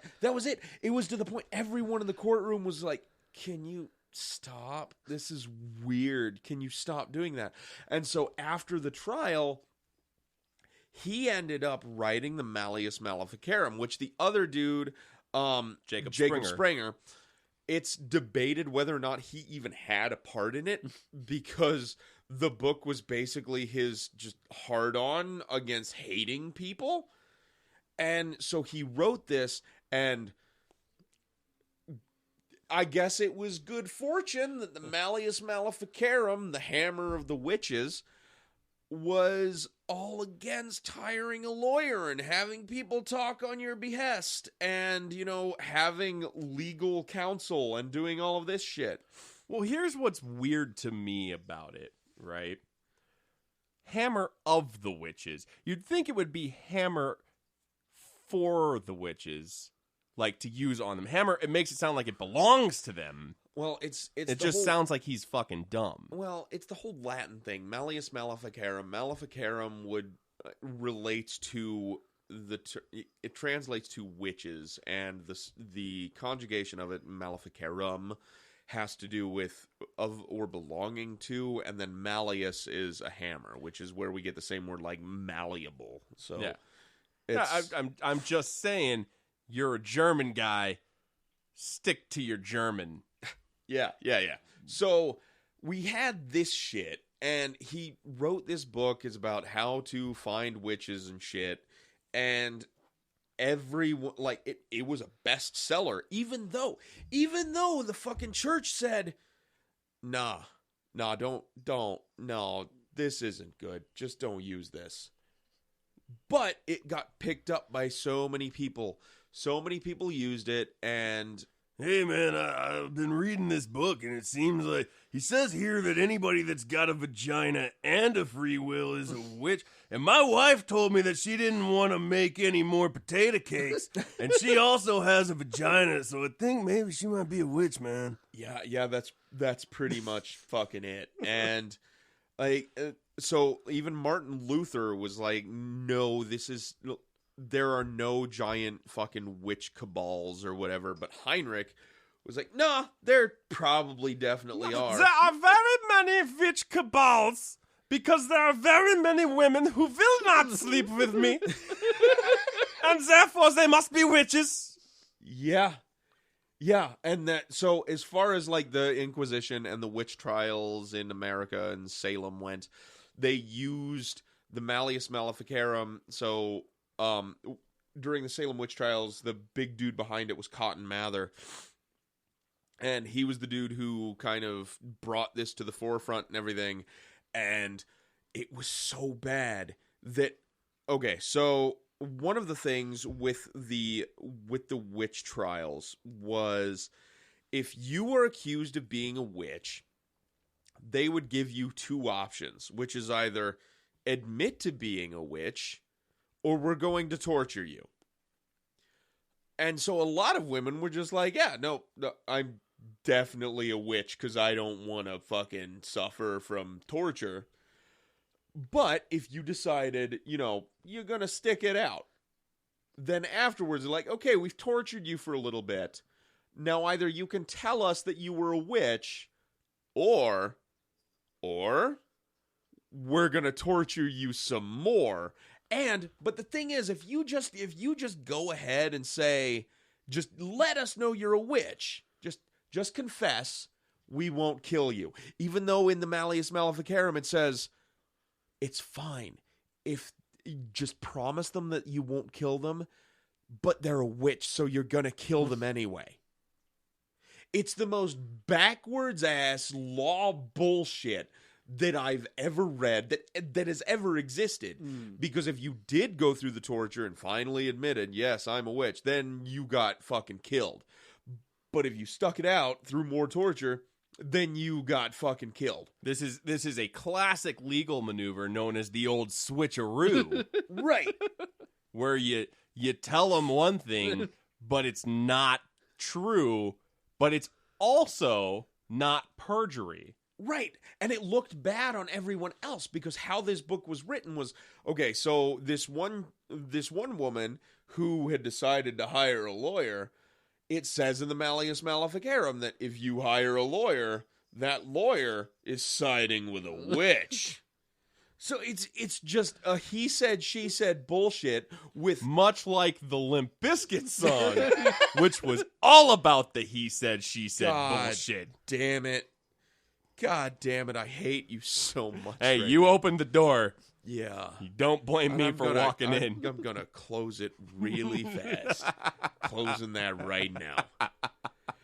But, okay, so there are several driving factors behind the whole witch trial thing and why it happened, and it can't be pinned down to one thing.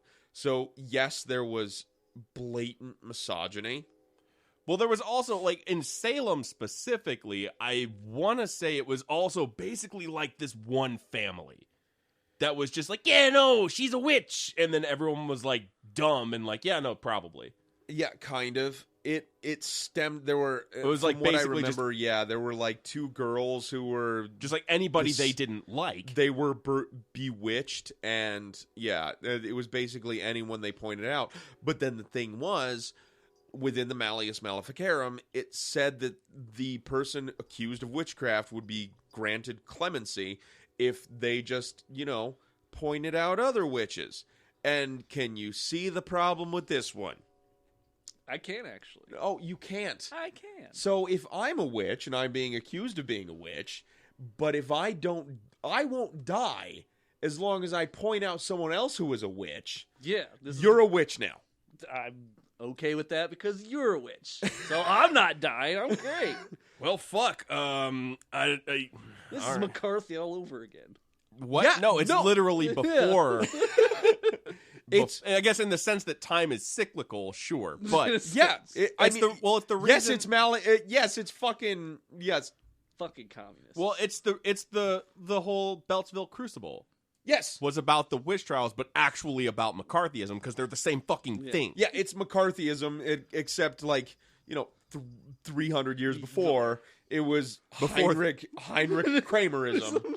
This dude who couldn't get laid in fucking medieval Germany, and so just fucking hated women. He's just walking around with an angry boner all the time. Yep. Just imagine being 11 years old forever. That's it. That's your whole life. Just angry boners. You don't know what to do with them. No one wants to touch my pee-pee. There's no internet. There's no fucking Sears and Roebuck catalog. There's probably not even any good erotic poetry because it's Germany. And then we did this, and it was so much pleasurable. And then I put 2 in the pink and 1 in the stink. It's just I don't want. I'm not condoning what he did. It's terrible. But okay, so there was the blatant misogyny, but also at the same time, this was written around the time frame of the Protestant Reformation. So then you have Martin Luther, who nailed his 95 Theses up against the wall in Worms. He had 95 feces. Theses. Yeah. Theses with a TH. That's a lot of shit to That's absorb. a lot of shit for the church. But you had that, and so you had the Protestants and the Catholics, and it's very easy for people, say a town is predominantly Catholic, and then you have maybe 2 or 3 people who are Protestant. It's very easy to fucking blame those Protestants for causing all of your problems. It's well, you're doing witchcraft, but I'm not. Well, too fucking bad. This person claimed you are. And then vice versa, you also have the Protestants who can point out fucking Catholics who are well, you're praying to saints, and that's not fucking That's witchcraft. whatever. That's witchcraft. So you have that. You also have, during this time was the Little Ice Age. So during the Little Ice Age, there were a lot of crop failures. So you have this agricultural and economic downturn where everything's fucking turning to shit. You have to blame somebody instead of, God. Or the Jews. Yeah, God. Whoa. You can't. I mean, that was probably still happening. Oh, That's yeah, never, it was that's definitely- never not happened. No, the blood libel was still definitely a thing, but Yeah. if you don't have any Jews in the vicinity to blame it on, you can just blame the Catholics or the Protestants that are in the minority. And so by doing this, you needed somebody to blame all of this shit, and it just turned into this giant thing that was fucked from the beginning, all thanks to Heinrich Kramer and his lack of any sort of smoothness. He had no game. None. He had no game. Zero chill. And that is why he just started burning people. Yep. And that's more or less that's the witch trials kind of in a more, I guess, logical sense. Yeah, it's so dumb. It was so badly handled, and it was especially terrible because you had people like Cotton Mather who otherwise were generally intelligent people. Cotton Mather was a very intelligent man, as far as the law went. He was intelligent, but he just got wrapped up in all of this dumb shit. Ben Carson's a neurosurgeon. Outside of that, he's fucking invalid. He's dumb as shit. Yep. So, I guess I don't care about how much you can read. Yeah, but it was depressing. But yeah, that was the witch trials, and then it eventually just kind of petered off because this was also the same time as the Protestant Reformation, but also the Renaissance. So we started putting more faith into reason than we did old books.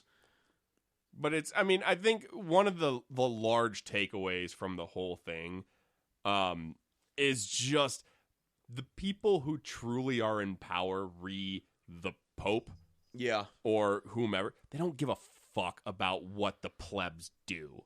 No. Because none of it all could have been stopped if they were if the Pope was just like, yo, don't burn people. Couldn't you just hang off on turning Bertha into a barbecue? That'd be good. But they just they didn't No, give a because- shit no, because they don't because- fucking care. No, because they were getting paid. They were getting paid regardless. Yeah, they don't give a shit. No. And it's just that's what it boils down to, is just like, don't rely on that to save you from a fucking idiot who can't get laid. Right. And that's where the whole witchcraft thing comes from too, is a term. You have everyone's great. Okay, you have this person who's doing all of this witchcraft for you, this folk magic, whatever, in your village, but the minute she does something and it doesn't work, witch, fuck that bitch. Or the minute that something is done that doesn't align with your vision. Yeah. Or vision seems like too much of a lofty word. Your view. Yeah, I your guess. worldview. Yeah. The minute that is so it has a historically negative connotation, which is not so much a thing anymore. Many people, many practitioners refer to themselves as witches. Yeah. And you see it a lot. Kind of tying back into when we were talking about Wicca earlier, there are many Wiccans who refer to themselves as witches. And it's not done in a negative aspect. It's done in an empowering way. Yes, they've kind of taken that back. Mm-hmm. It's not okay. One thing that I've seen a lot recently on social media is people wearing shirts or having banners as far as I am the grandchild of the witches you didn't burn. Yeah. But it's that idea of people say it in jest, but it's also an actual thing. It's an empowering kind of reclamation. Yeah. So that's, I think, more or less witchcraft. Well, yeah, and then the only other thing that I'd like to mention is the whole with the besom, or the concept of flying witches. Oh yeah. And so you get what's referred to as flying ointment, which generally it's historically understood as flying ointment is just ways people tripped balls. Yeah. Henbane. Yeah, henbane was a good one. Mugwort. Sort of. I mean, that had more of a calming effect, but incremental doses of belladonna. Yeah. It was just methods that people would use to trip. Datura. Yeah, Jimson weed. Datura, Jimson weed. Yeah, they trip balls. Yeah. That's what it was, and they were flying. They were high. That's what they were. Which it's important to understand. These are all poisons. Oh yeah, they are not drugs. Alcohol's a drug, and it's also poisonous. But they're alkaloid poisons. Yeah, Jimson weed is classified as an alkali poison. Yes, it is an alkaloid poison, and they will kill you dead. But because of that, there's no dosage. No, it's kind of like take it, Mm-hmm. see where it takes you. Yeah. Might take you to space, might take you 6 feet under. You're going somewhere. Might take you to space, might not bring you back. Right. Yeah. So that just maybe don't. But every other kind of generalization about witches with them being ugly old women is just kind of it is a form of misogyny. It's just there's this woman who keeps to herself and takes care of herself, but she doesn't fit in with the rest of us, so fuck her. She's ugly and she fucking fucks herself with a hallucinogen dosed broom. And she has a wart on her long green nose. Yeah. Witches. Be Where bitches. did that come from? Frank Baum with Wizard of Oz. No. The dickhead. What a douche. Have you seen his fucking maps? He is a terrible map maker. No, but I have read Wizard of Oz. Dude, do yourself a favor. Go on Google. Look up a map of Oz. It is the worst map that you have ever seen. Oz? It's a fucking child's nightmare. It's a fucking square. It is a literal square. A square. And then that's where Oz is. And then there are these other countries over here. But, yep, it's a square. It is the worst fucking map I've ever seen. Well, I believe the beat poet Huey Lewis once said that it's hip to be a square, which proves beyond a reasonable doubt That I'm gonna fucking cut you in your sleep? that Huey Lewis didn't know what the fuck he was talking about. Okay. I'll take that. You gotta let me bring it back around. Okay. That's good. That's good. Take it somewhere that doesn't involve fucking manslaughter. Really anything at this point. So that is a very, very brief history of like where the whole like witch trials and the term witchcraft and the term witch kind of came from in like the historically negative aspect. I if I were to put one, like, it was people who were too groovy that were like they were doing their own thing too much. They had all of these fucking cool houses where everybody was just tripping dick, and I wasn't fucking invited, so they're fucking witch. Fucking hang 'em. It's just like the parties they used to have where the freshmen would throw the parties and not invite any of the seniors. Calm down, Heinrich. Calm down. This is bullshit. Burn her! So yeah, that's pretty much that. I would like to say that I welcome all of our witches. No, fuck yeah. Witches are some of the coolest people I've ever met. Witches are dope as fuck, dude. Like, I'll tell you, like, it was hanging out at PSG, which is a pagan spirit gathering, and it takes place all over. I'm pretty sure, like, there's one in Indy. Yeah, there's one in Indy, but I had gone up to one in Wisconsin, and that was one of the first times that I had a successful astral traveling. Wisconsin, you say? Wisconsin. I forget what fucking town it was. New Dakota. Yeah. New Dakota, because North Dakota is a myth. Yeah, it is. Just like Wyoming. No, actually, I take that back. I've We been love to all of Wy- our listeners in Wyoming. all four of them. Oh, 4. Yeah. You're getting fucking a lot of credit. Hey, you It's a shoot for conservative estimate. you shoot for the stars. Yeah. Shoot for Wyoming. Yeah, why not? All right, so we'll do another real quick break. We're going to come back and we're going to tell Dylan to do some more stuff. Oh boy, back to the yelling at me. Goddamn right, You dude. need it Yeah, to keep you on track, because I give you one assignment you One. can't follow through with it. one thing. I gave you one. You had one job. God Oh, don't. damn it. No. All right, we will be back in just a moment. We would like to give a shout out to the Chaos Coven, or Church of Nothing. The Chaos Coven is a Chicago-based chaos magic working group led by Naya Ein and Ninov. They host workshops every third Saturday of the month from 3 to 5 p.m. at the Occult Bookstore in Chicago, Illinois. Considered by some to be the oldest spirit shop in the world. Each class is pay as thou wilt, with a $15 suggested donation. You can find the Chaos Coven and the Occult Bookstore on Facebook or occultbookstore.com. It's gonna be good. All right, so now we're gonna yell at Dylan some more. Do things. Yeah, the stuff. Like what? Like this. We'll Like start with magical stuff? Start with the stuff we told you to do last month. Yeah. How about actually doing what I told you to do last month? Okay. There's that. That's a start.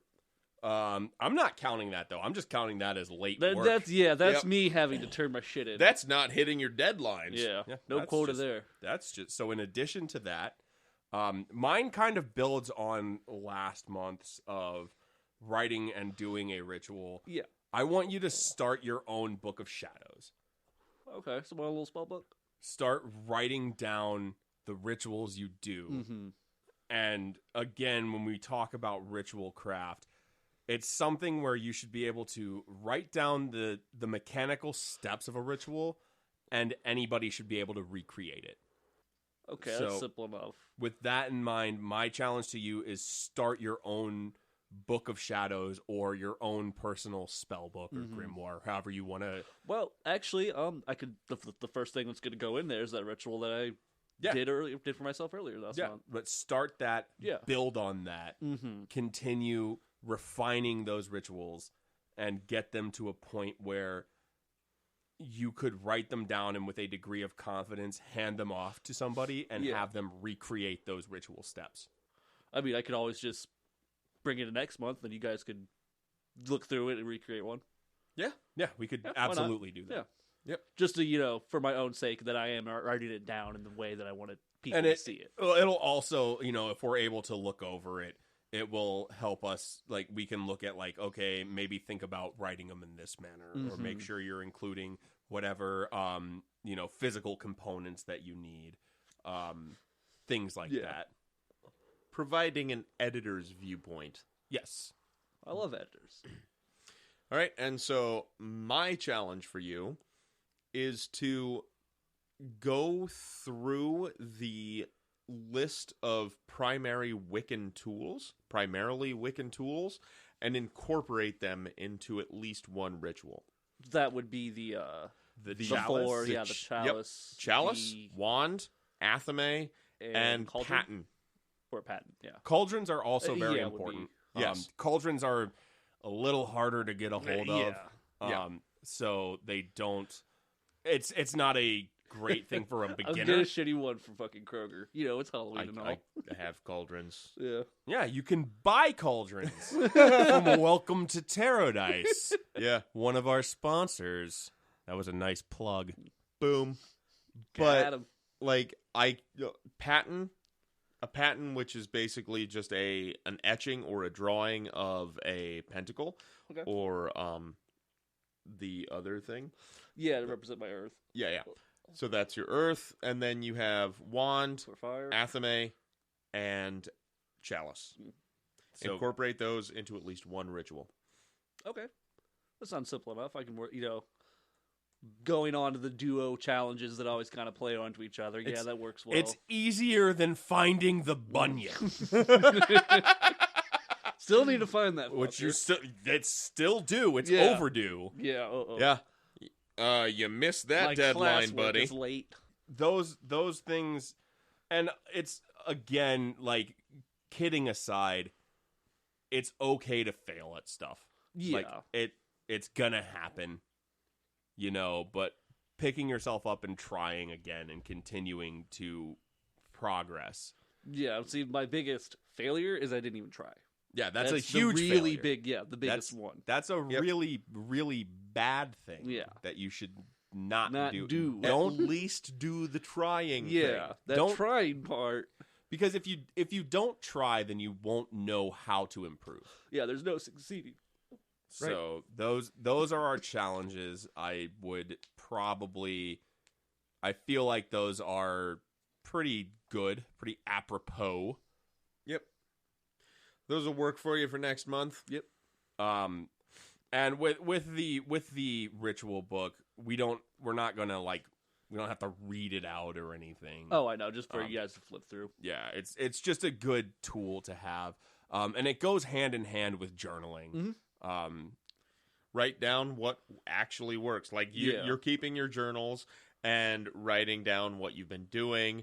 At the end of each one, like, oh, well, this one actually worked. Well, that's the one you write down in your Book of Shadows. Okay. Yeah, so the way that I do it is I'll write down, if I'm doing a ritual for the first time, that goes into the journal with all of the, like a rough draft, basically. All the steps that I took, all of the components involved, all of the conditions and variables, and then I have a page for results on that, and then I'll iterate on that a couple of times, and if it is, what's the word I'm looking for? Consistently successful, then it will make its way into I have a separate book entirely for rituals that I have written down that I know work for me. So that if I need to do something, if someone's asking for help, or if I just need to do something Yeah, to help just myself, flip open that I've spellbook. got that written down. I can go right back to it instead of just like, again, improving my own practice instead of just winging everything, like having steps that I know work. And that's a very, like, it's a good tool. Like, yes, magic is about exploration and discovery and pushing those boundaries, but once you have something that works, why the fuck wouldn't you use it? Right. And I think as a very superfluous fucking base level thing, it's good to have your own spooky book. Yeah, I it's love nice. having spooky books. I mean, mine are literally just like mead notebooks. You can look at my fucking pile of notebooks and shit over there. Yeah, I get it. But it's also like, sometimes it's fun to get like a creepy looking journal and write stuff down in that. Yep. If I had good penmanship, I have would a buy one. special book. Yeah. If I had good penmanship, I would like invest in that. Yeah. So I think that's pretty much it for us for this episode. Yep. Thank you guys so much for tuning in. I will be back at some point, I'm sure. Yep. So we have a Patreon now. Just to throw that out there, if you want us to start doing more than fucking just monthly episodes, it would help us tremendously to get together more than that. If you were to assist us in donating, that would be great. We are at patreon.com/faithblindcouncil. We are also always available for questions or feedback. You can, yeah. You can email us. You can hit us up on Twitter, on Instagram, on Facebook. Messenger. All of that stuff. I feel like I also want to kind of not really, though we'll be nailing it down more in the future, but we are working on setting up a weekly newsletter that will be going out. So that'll be kind of in the interim until we can, establish ourselves a little bit more to do more regular podcasting. Yeah. We will have a tool that is kind of like a weekly update marker. Yeah, like what Dreadnought and I have been reading, what we've been telling Dylan to read. Yeah, things like that. We are also still working on putting together ideas for Patreon-specific content. Yep. So that'll be forthcoming as it becomes more relevant. Word. But that's going to do it for us, all of us here. I'd like to go ahead and throw out a Hail Skafuckle. Oh, hail him, boy. Skafuckle! Love And our boy. also hashtag Eat a Whole Jesus. Yeah. Which, by the way, if you have better math than my dumb ass does, hit us up with some better ways to fucking chow down on the Christ. Goddamn right. All right, we're going to get the fuck out of here. We love you all very much. Goodbye. Later.